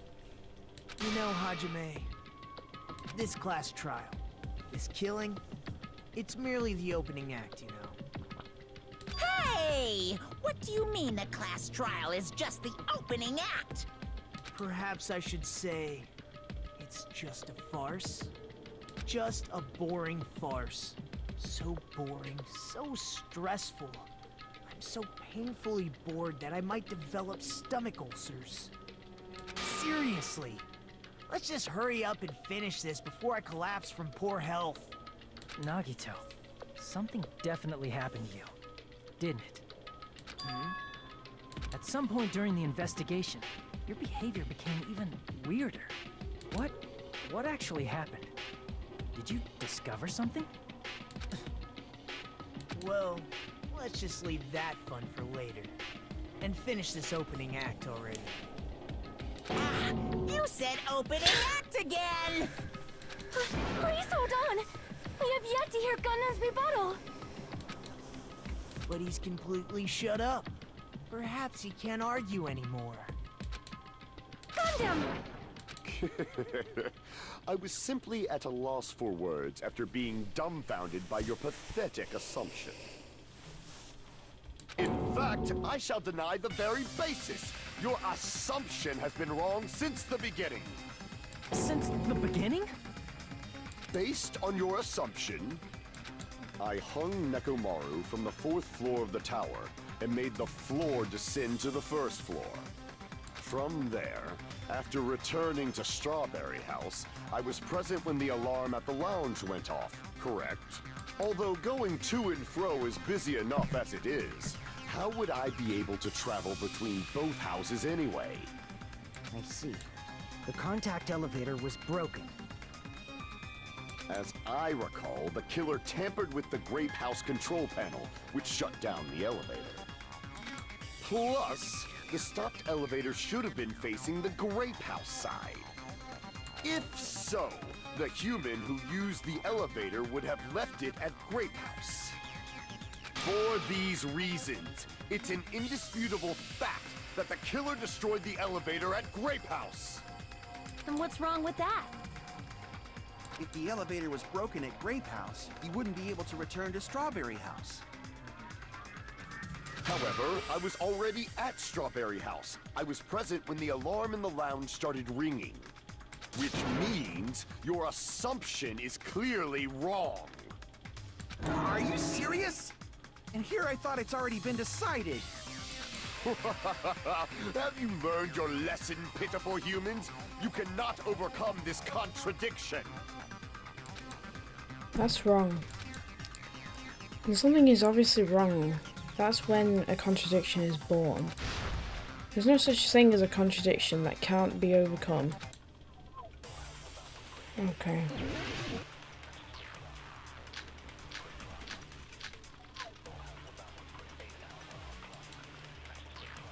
That elevator was the only means of travel between the two houses.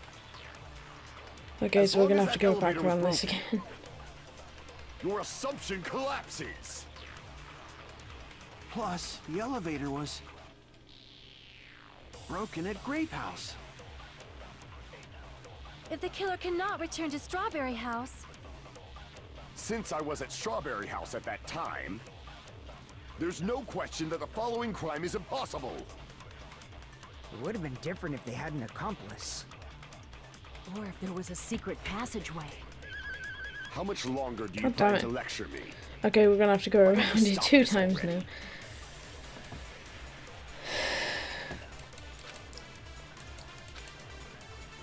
That elevator Okay, was I wasn't gonna bother reading that because it was the just, only means of travel between the two houses. yeah, just As saying long as that why I elevator missed was it. broken, Or I shouldn't have missed your it, so... assumption collapses.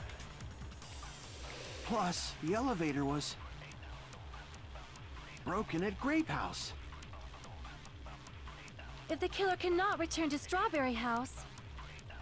Since I was at Strawberry House at that time, there's no question that the following crime is impossible. It would have been different if they had an accomplice. Or if there was a secret passageway. How There much we go. longer do you plan to lecture me? Why don't we stop this already? Now we just need to hit what Gundam says.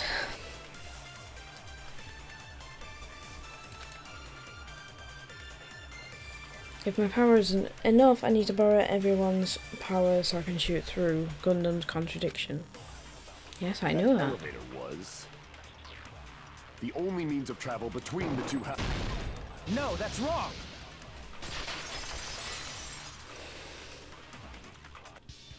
No, there should have been another way to move between the two houses without the elevator. Such a method does not exist! Then why don't we ask the person who actually used that method?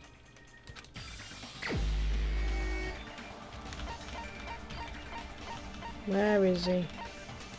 The creepy ass You're bastard. the only one! Nagito, you should know. Huh? What are you talking about? Don't play dumb. You appeared so suddenly that one time because you used that method, right?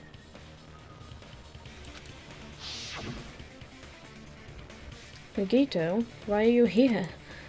Because I showed up. There's a secret passage connecting the first floor of Strawberry House to the third floor of Grape House.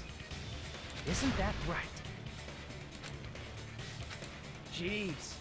Once again, I let the reserve course show up. But you're right. There's a door on the floor of the Octagon, which is on the first floor of Strawberry House. After I opened the door and went down... Surprise, surprise! I ended up in the Monokuma Archive, which is on the third floor of Grape House. Meaning, the third floor and the fourth floor are actually connected. Plus, once you've cleared the final dead room once, you can pass through it as many times as you want. If they used that secret passage, they could have gone between the two houses as much as they wanted. Infinity Unlimited Flame! However, what if the killer was unaware of the existence of the final dead room? There's no way they didn't know. That is merely an illusion you have fabricated from your own suspicion. If you value your life, you should stop with your And this is where it gets good. There's no way I can stop. What did you say? Don't make me angry. You wouldn't like me when I'm angry. Let's go. Even if the turbid box doesn't exist, you could travel through multiple planes. Provided you Oh use my a god, this is spacious wormhole. difficult. However, how frail I say! Your decayed illusion. Shall I feed you to the progeny of vile deities?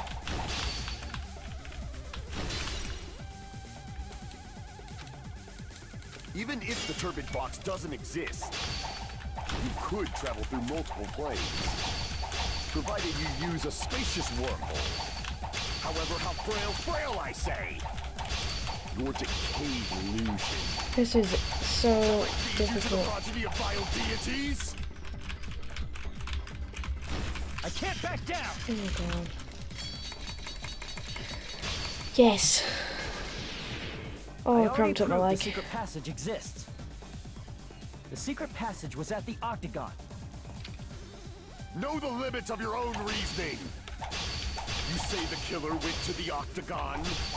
Don't bark, you cur! If you don't want to drown in the maelstrom of blind confusion. Crap! Know the limits of your own reasoning. You say the killer went to the Octagon.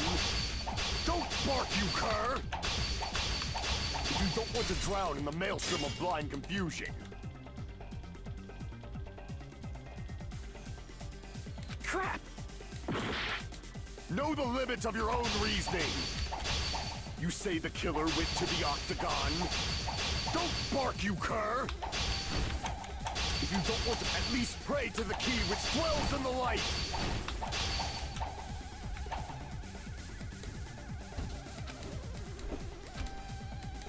Know the limits of your own reasoning. That's You why. say the killer went to the octagon. Don't bark, you cur! If you don't want to drown in the maelstrom of... There we go. Through those words. I had it on the wrong one. I didn't realize I The changed it. wire used to string up Nekomaru's body. The hammer that looked like the weapon. And the chain on the door in the tower. Those are all the items that weren't in Funhouse. Where did the killer obtain them? The only place I can think of is the octagon. There were various weapons and tools there. I'm pretty sure I saw stuff like wires, hammers, and chains too. Since those items were used in the crime, there's no doubt that the killer went to the octagon. If that's the case, they obviously know about the secret passage too, right? It seems this is the end. Normally we'd end up listening to Hajime lecture us with a very long summary of the case. But there's no reason to waste any more time on this opening act. So I'm going to end this right now. Hey, what are you... First of all, by messing with all the clocks in the building, Gundam tried to lure only Nekomaru. The elevator was probably broken by that point. Thanks to that, Nekomaru wasn't able to go to Grape Tower, which was supposed to be the meetup point. So he tried going over to Strawberry Tower, just like we did when we found out the elevator was broken. Well, it's obvious he'd attempt that. At that time, we didn't know the two towers were the exact same place. Also, the button in Strawberry Hall wasn't broken, so he was easily able to enter Strawberry Tower. But surprise! Gundam was waiting for Nekomaru's arrival. Hold on. If Nekomaru didn't go to Strawberry Tower, what would the killer have done then? Their plan was a balancing act of uncertainties. But even if they failed, they probably wouldn't have minded. They can just greet everyone the next morning as if nothing happened, and come up with a different plan. And, without such a risky plan, they wouldn't have been able to lure him at all. I'm going to continue summarizing the case, okay? Through this, Gundam successfully lured Nekomaru to Strawberry Tower.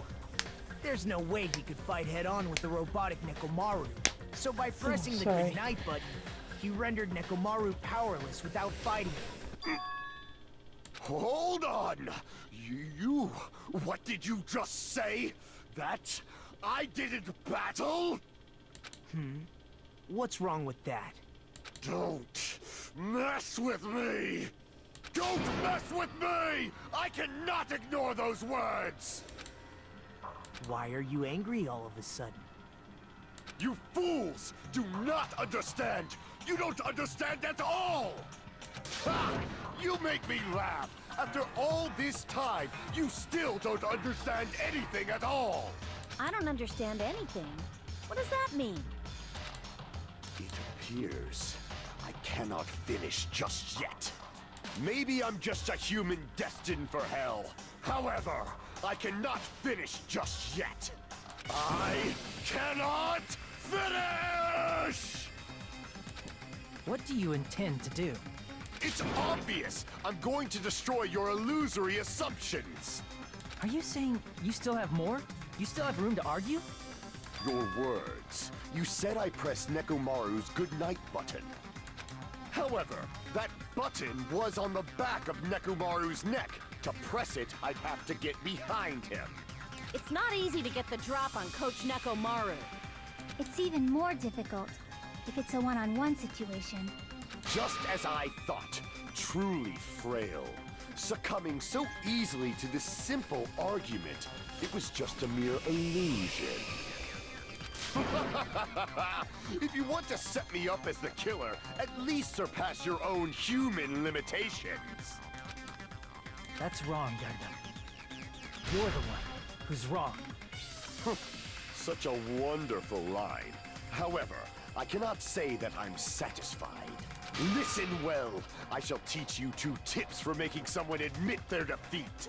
First, you must crush them with your own overwhelming power. And as for the other, you must provide a reason that will persuade that human.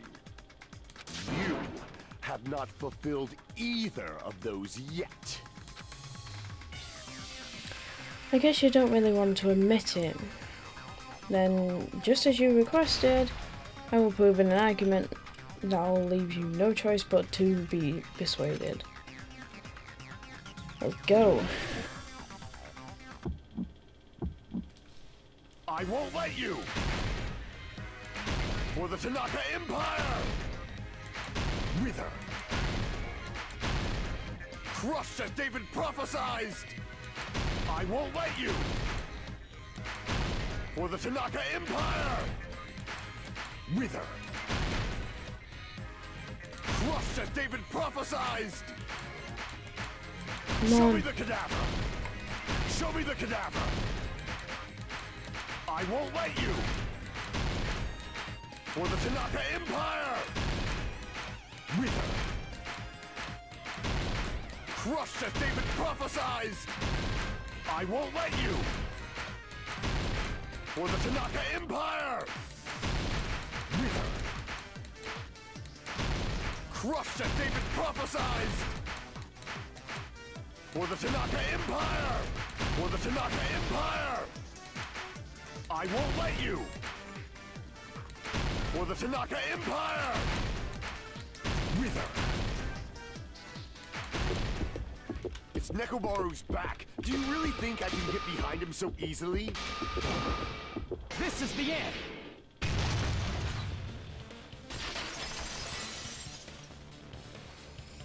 We got him. Even if you didn't get behind Nekomaru, you should have been able to press the button on the back of his neck. As long as you had the power of the hamsters you keep with you. Oh? Are you seriously saying he used his hamsters to press the button on the back of Nekomaru's neck? Yes. Of course that'd be impossible for a normal hamster, but it would have been possible for Gundam. In fact, we saw that with our very own eyes, right?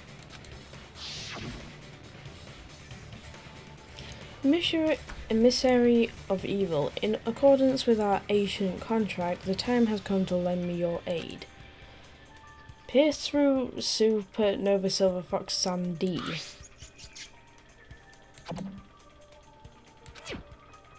Ah, it pressed the button? Surely this is the skyline lamentation art of the demon mouse. Soon the door of destiny shall open. Now that you mention it, after Ibuki was killed in the music venue, one of Gundam's hamsters retrieved the piece of wallpaper from the baton lighting, right? Hey, with your friends and their exceptionally smart brains, it must have been possible to secretly get one of them behind Mechamaru and press the button on the back of his neck. How about it, Gundam?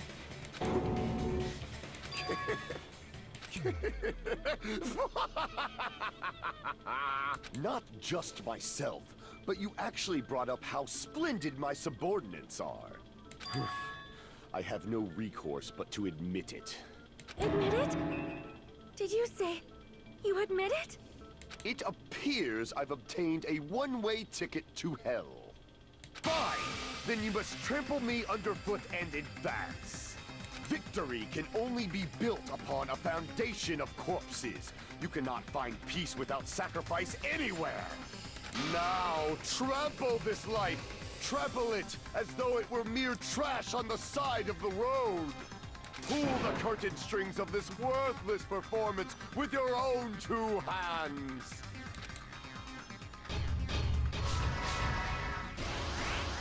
Let's go.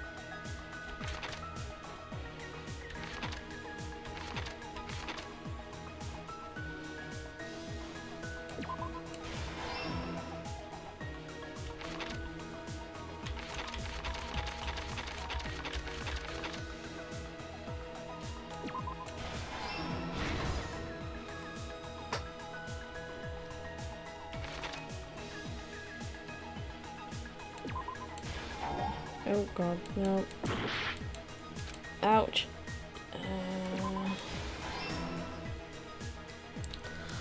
I like the description. Well, yeah, I must have forgot to change that.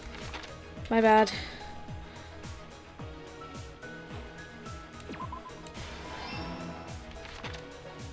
I'll probably end up changing it afterwards.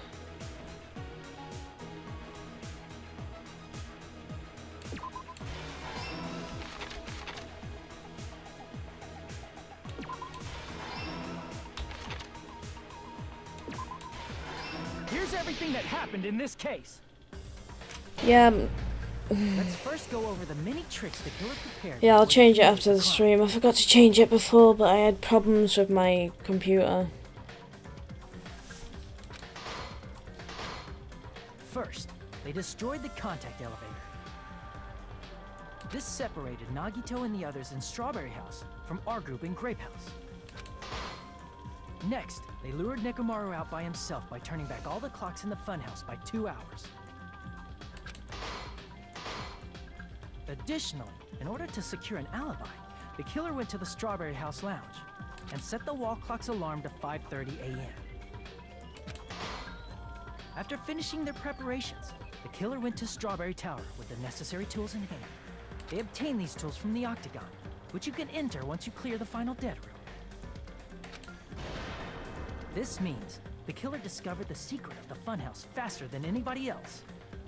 That secret being, Strawberry House and Grape House are actually the same building. On the morning of the incident, Nekomaru woke up and headed over to Grape Tower for a specific reason.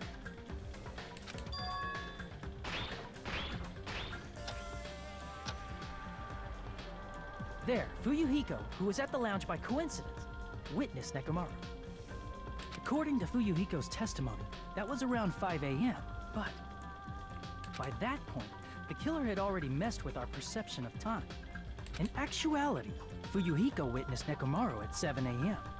That's also the same time Monokuma Taichi begins. Nekomaru went to Grape Tower to participate in that.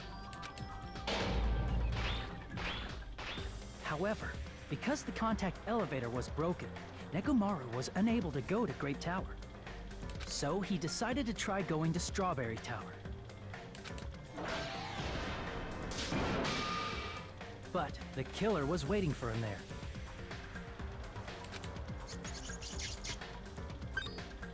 With the power of hamsters, they were able to press the good night button on the back of Nekomaru's neck.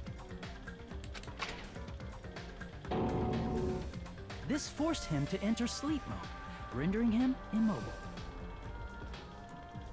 From there, the killer began preparing to use the ultimate weapon.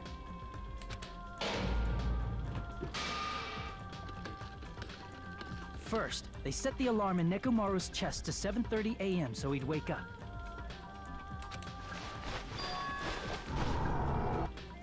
Then they tied him up with a metal wire, tied the tip of the wire into a loop, and hung it on the doorknob. After leaving Strawberry Tower, the killer then destroyed the door button to Strawberry Hall. They did this to keep us from entering Strawberry Tower, and to keep us from discovering the secret of the building's structure that they used to kill Nekomaru.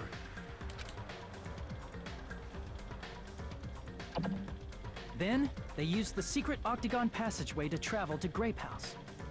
After arriving at Grape Hall, they pressed the button to open the door to the tower.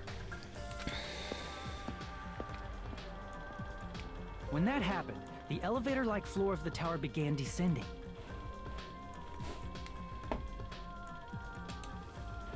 And Nekomaru's body was still inside, dangling upside down in midair from the wire.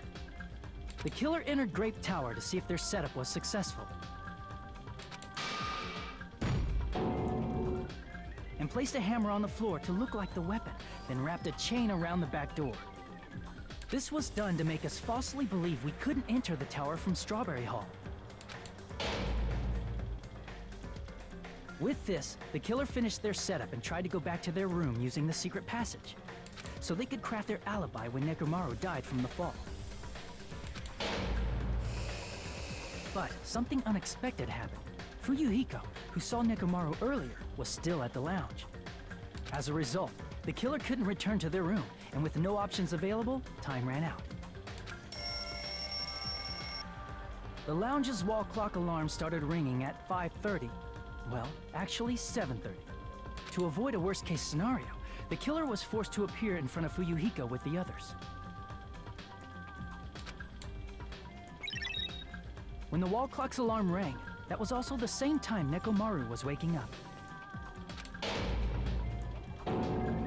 He woke up while he was still hanging upside down, so he couldn't help but sway his body powerfully. Originally, the loop of wire was only supposed to slip off the doorknob. But because there was a heavier load than expected, the doorknob ended up breaking. Nekomaru fell from the 4th floor all the way to the 1st floor. He crashed into the pillar, which decapitated him on impact, and died. The sound of Nekomaru's impact echoed throughout the funhouse. However, by this point, the killer's plan was about to fail, thanks to the broken doorknob and Fuyuhiko. Meaning, the killer is someone who wouldn't have heard the alarm if they were in the deluxe room. They also wouldn't have been able to return to their guest room, because Fuyuhiko was at the lounge. That someone is Gundam Tanaka. I can't think of anyone else but you.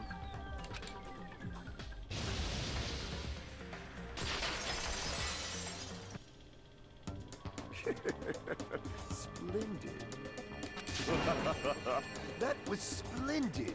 For a mere human, you did quite well. Stop. Stop it already. Stop using weird words to avoid the truth. Or I'll friggin' kill you myself! I cannot believe it. I just cannot believe. You killed Nekomaru? I cannot believe something like that. You don't wish to forgive me? Do you feel regret? Then finish it! Cast your impure votes for Gundam Tanaka!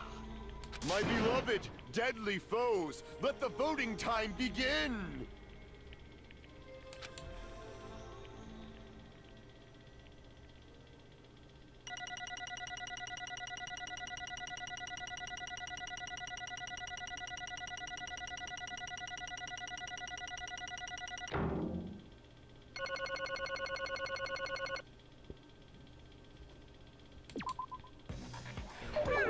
This result isn't all that exciting. Now then, please pull the lever in front of you and cast your vote. Who will be chosen as the blackened? Will you make the right choice or the dreadfully wrong one? Please pull the lever! Crap! I bit my tongue at the most important part!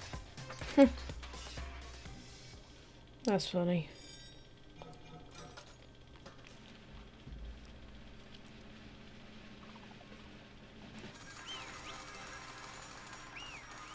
May Gundam rest in peace.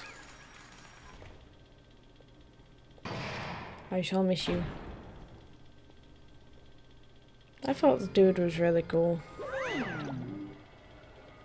Oh, it'd be bad if I bit my tongue again, so I'll speak slowly. Judging from the results, you guys were correct once again. Getting 4 in a row without any mistakes is a splendid achievement. That's right, the one who killed the robotic Nekomaru in the amazing funhouse was Gundam Tanaka. Nice! Yay, I said all that without biting my tongue. Now then. Now that we've decided who the killer is, let's do the execution already and get this over with. Hold on. It's true the class trial is finished, but that doesn't mean the incident is over. We can't finish yet until we hear it from Gundam. Jeez. No matter what he says, it won't change a thing. Well, I have no right to stop you either, so do whatever you like. Fall, my tears. Why do you want to talk to the one who has lost? The loser merely leaves. It would just be unnecessary for me to say something. Listen well. Is what I would like to say, but for honor's sake, I shall correct one thing. Correct? How pitiful. You guys said I made Mechamaru powerless without fighting him. That, however, is a great mistake. Huh? Fine. Mechamaru did fight. That is no mistake. And because he fought, he lost and died. Damn it! He lost and died? This, too, must be the will of causality. If he was just trying to cling to life, there are many ways he could have done so. However, he did not allow that. You. What do you mean? Explain. Fine then. I shall reveal it all. Let's make history. Within the final dead room, I discovered the secret of the funhouse. I devised a killing plan utilizing that secret. By tampering with all the clocks in the building, I succeeded in luring Mechamaru to the tower. And this is what happened.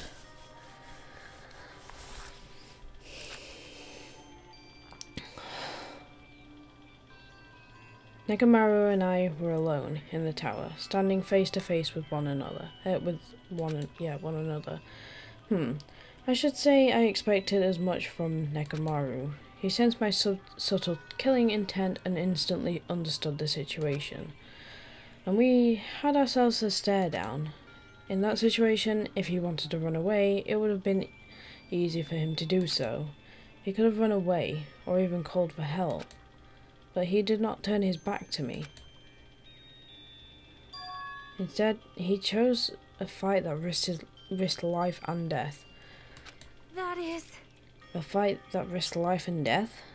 Let me tell you this. He was serious too. He gave it his all to try and kill me. Huh?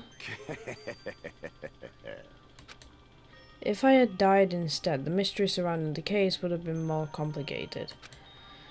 You would have never known why I, the victim, went to the tower by myself.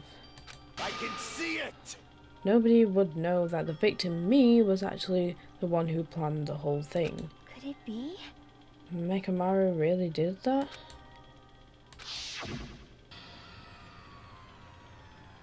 Sensing even my subtle killing intent, as expected of you, Nekomaru.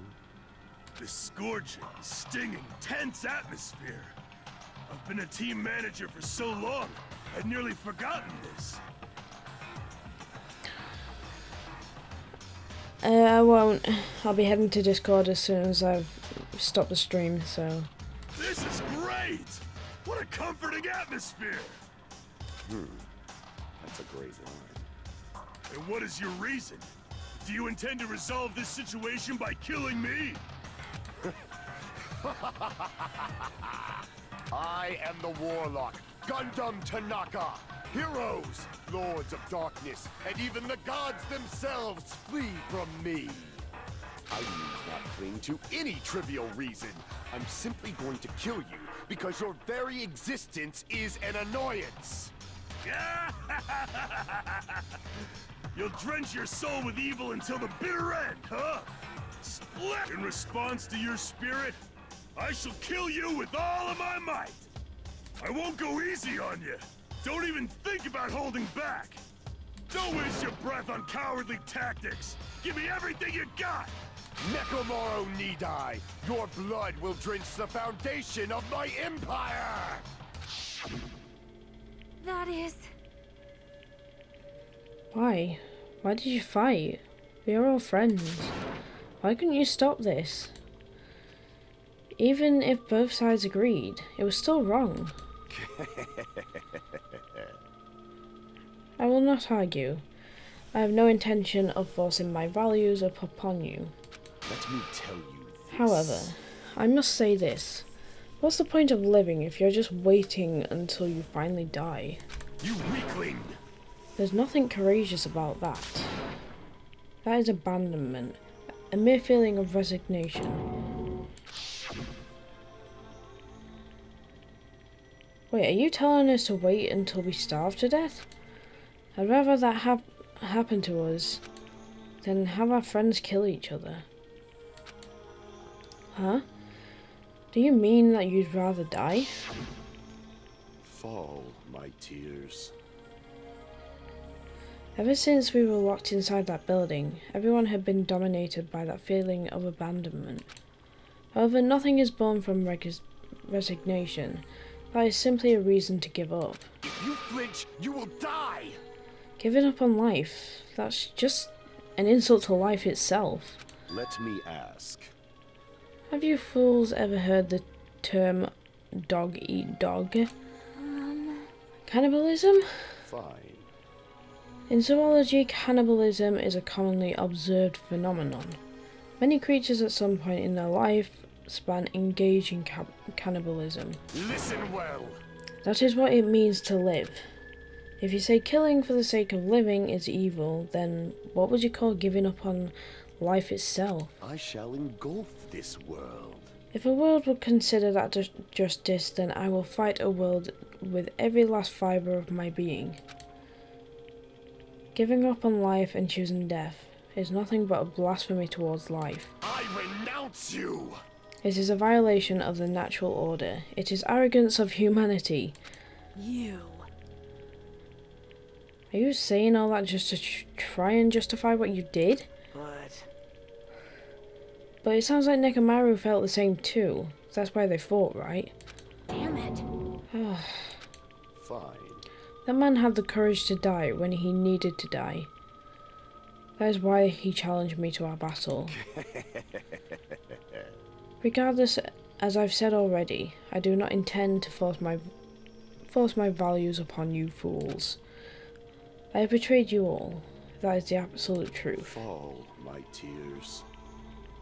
But even so, don't you think it's a better alternative to slowly starving to death here? Oh. That belief is why you committed your crime. You... Hey, what about the final dead room? Did you do the Russian roulette too? Let's make history. Unlike Nagito, I only did it once, but... Compared to my battle with Mechamaru, that was mere child's play. Well? You know, after listening to you talk for a while, I'm starting to think that... Well, it's also because you unexpectedly admitted your crime without much resistance. Gundam, don't tell me, you didn't sacrifice yourself for our sake, did you? I can't believe you would ask such a foolish question. My name is Gundam Tanaka! Just who do you think I am? I'm Gundam Tanaka, world's history's greatest monster. My cursed existence is feared by all mankind. There's no way I'd sacrifice myself for the sake of you fools. Fade like dust in the wind. Not in a million, not in a billion, not in 10 billion years. In the name of pandemonium, it is impossible. Is that it? Then I'll just leave it at that. Now then, let us be rid of this foolish talk. It's about time the fun started. Monokuma, let us begin. Yes, indeed. Yay, got it.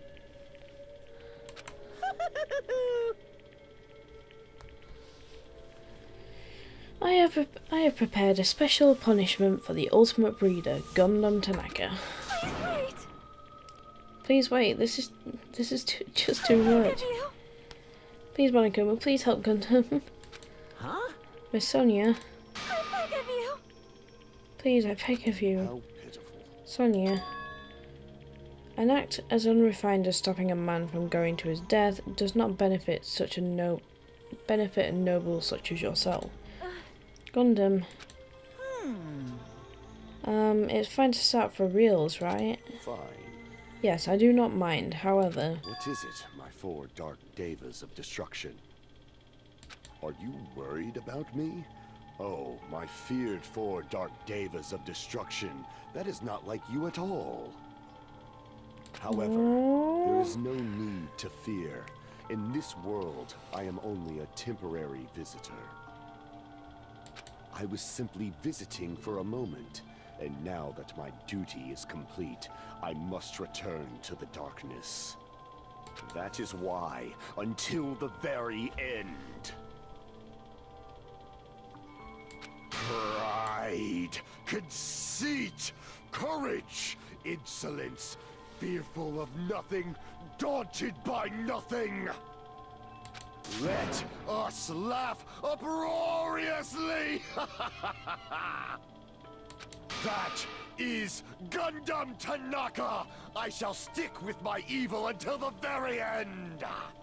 Open sesame pandemonium! I shall fill hell with true hell!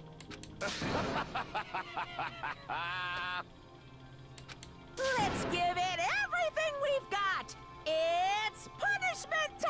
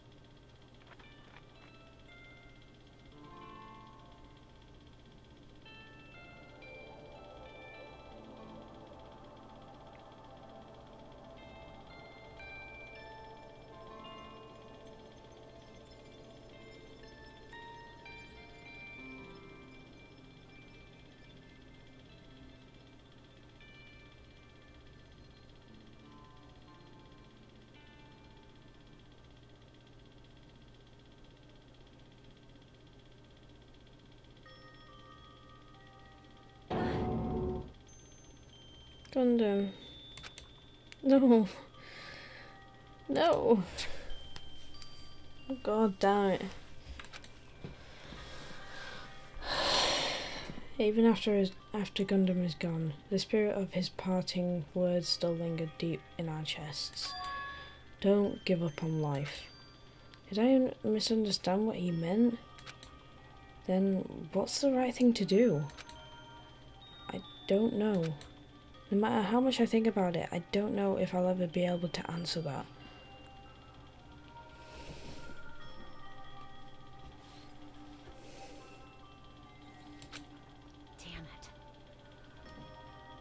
Damn it. I'm so pissed off. I need to throw something. Damn it! You all spent so much time worrying about each other, and thanks to that, things ended up like this. You're all full of shit, every last one of you. But the biggest piece of shit is me. The worst. Damn it, why am I so weak? Oh. It's such a downer, clearly. But still, even though we feel this way, we still gotta do our very best. You are right. This time around, we must move forward. We must continue to live and believe in our friends. If not, You are right. Gundam will most likely crawl out his way out of hell, and I presume he will be very cross with us. You're right. You're right. We shouldn't just stand here. I mean, it's not like this is over. We still have to do it. We still have to finish this. For the sake of our friends who have died, we need to finish this once and for all. So, don't just stand there. Stand up and walk. Move forward. Live. If you don't, everyone who fought and died will have died in vain. We can't allow that. Hey! So, how long are you guys going to stand around chattering? Your class trial is over, so it's okay for you to hurry back over to Jabberwock Island. However, the killing school trip will proceed as usual, so make sure you know that. Wait! Hold on. How much longer are you gonna keep doing this? Seriously, how long is he gonna keep doing this?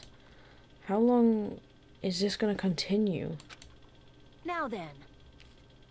Now then. Alright, after feeling down for so long, I finally feel refreshed. Let's hurry back and eat some food. Hey, hey! Hold on, that move shift is too damn fast. It's not like that.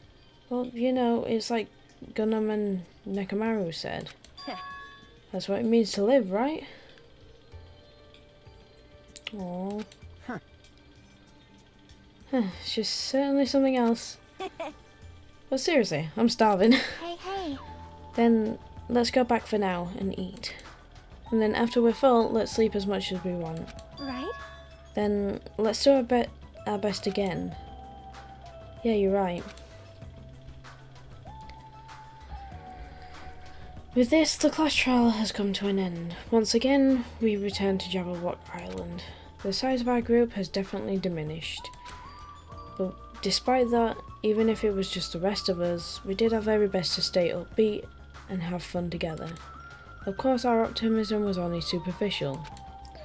But at that moment, we were able to forget about the dark despair looming before us. However, the only thing I was worried about was him. He wasn't there. He suddenly disappeared from our sights. Who?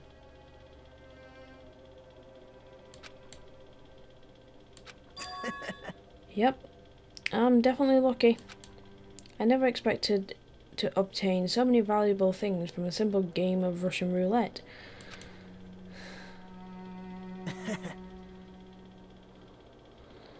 Thanks to that, I was able to learn the identity of our true enemy. And for everyone else too. But it's just too funny. I mean, no one could tell that I was lying.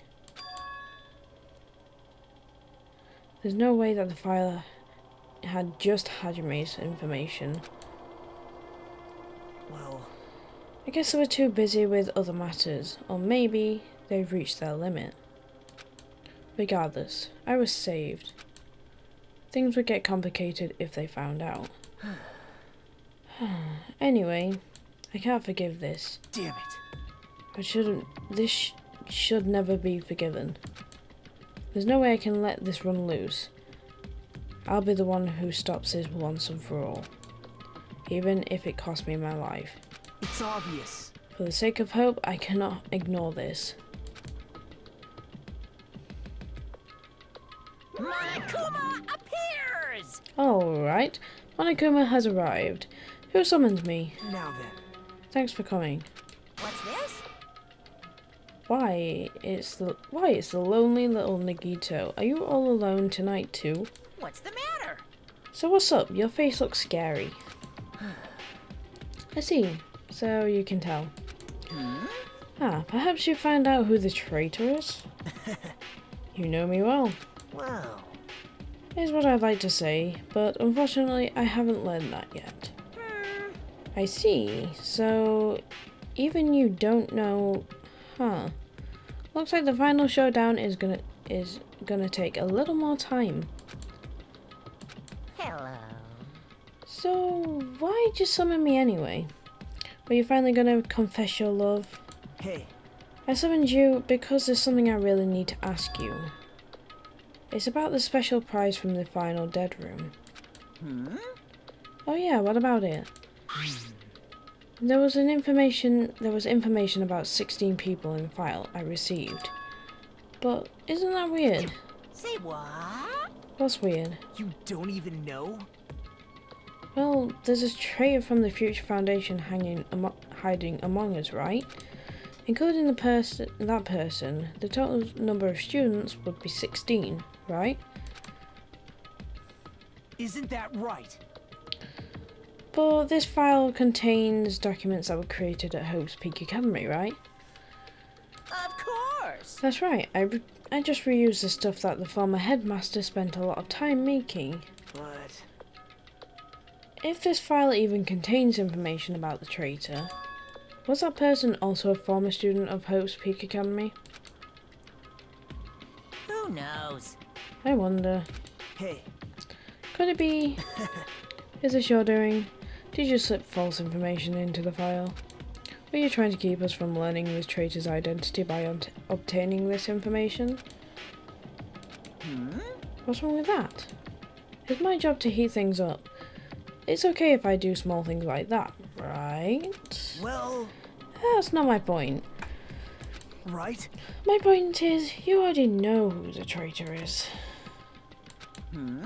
What's wrong with that? You're getting all riled up. Well, you're splendidly correct when you say I knew who the traitor was all along. But even though I know who the traitor is, why do you think I ignored it on purpose? It's just like Minomi after losing her magic stick. The traitor's existence means absolutely nothing to me. Their existence means nothing. Huh. No. Well, that's just how I feel. I'm sure you guys feel somewhat different. After all, that person is the evil Future Foundation lackey who's putting you guys through this awful stuff. That's not entirely true. I didn't come here to fight or anything like that. Instead, I came here to offer my cooperation, you know? Huh? Cooperation?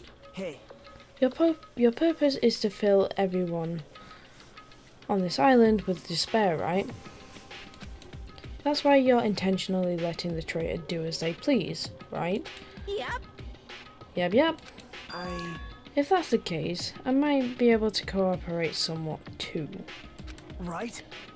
However, in exchange, I want to know who the traitor is. I see. Interesting. Very interesting.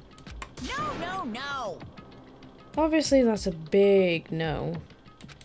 Unbelievable. I mean, I want to make everyone in the group feel despair. That includes you too. Well, Well, I knew you would say that. Besides, I just wouldn't be able to handle the sadness when you inevitably betray me later on. Just as I thought, you saw right through me. you're right. No matter what situation I find myself in, my core way of thinking will never change. In order to create absolute hope that shines brightly, stepladders such as myself and despair exist. You're right, you're a true believer of hope after all. I must say that belief reminds me of that person for some reason. Huh? Remind you? I don't know what you're talking about, but if someone as worthless as me reminds you of some other person, they must be extremely unlucky. Like... But you're just as unlucky, right? I mean, the fact that you're even involved in something like this. Wow. Am I? I actually think I'm very lucky. Say what? Huh? You don't know? Wouldn't you say that coming across this much despair is rather a rare opportunity? I can't really rely on anyone on this island, that's why I have to be the one who does it. If I can eliminate despair from this island, I won't be a stepladder anymore. I'll become true hope. Oh god, please stop being creepy and weird. I hope Nagito dies next. For the love of God, I really hope he dies next. I'll become an existence that could even be called Ultimate Hope. The two of you are alike. You definitely remind me of him. Hey, There's one more thing I want to ask you. see? Who are you waiting for on this island? Huh? Looks like I'm right again. You're definitely waiting for someone on this island. Is the person you're waiting for already on this island? Hey, Well, answer my question. That's... If that's the case, if the person is already on this island, wouldn't that be exciting?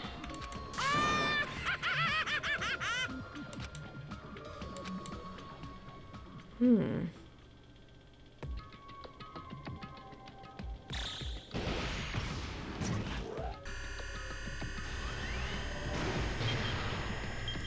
days left.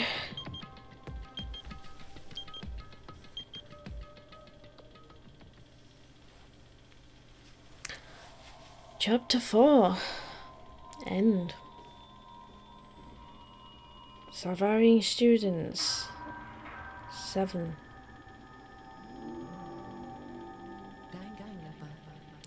To be continued.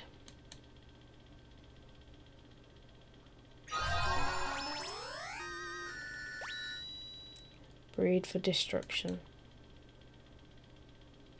Yes, I would like to save my current progress. Right, I'm gonna have to leave this off here because it's quite late. It's nearly 12 o'clock in the morning and I've got uni tomorrow, so yeah, I need to go to bed. So I'm just gonna quickly save again. Okay, we're in chapter 5 now, So I hope you guys enjoyed this video. If you did, click on the like button down below, comment any games that you would like to see on the channel, and subscribe to the channel for more content like this. And of course, I shall see you all tomorrow with Life is Strange, the second episode. Well, Life is Strange 2, the second episode. Finally, it's coming out. But yeah. So I hope you guys liked this video. If you did, click on the like button, comment any games that you would like to see on the channel, and subscribe to the channel for more content like this, and I shall see you tomorrow. Okay, bye guys.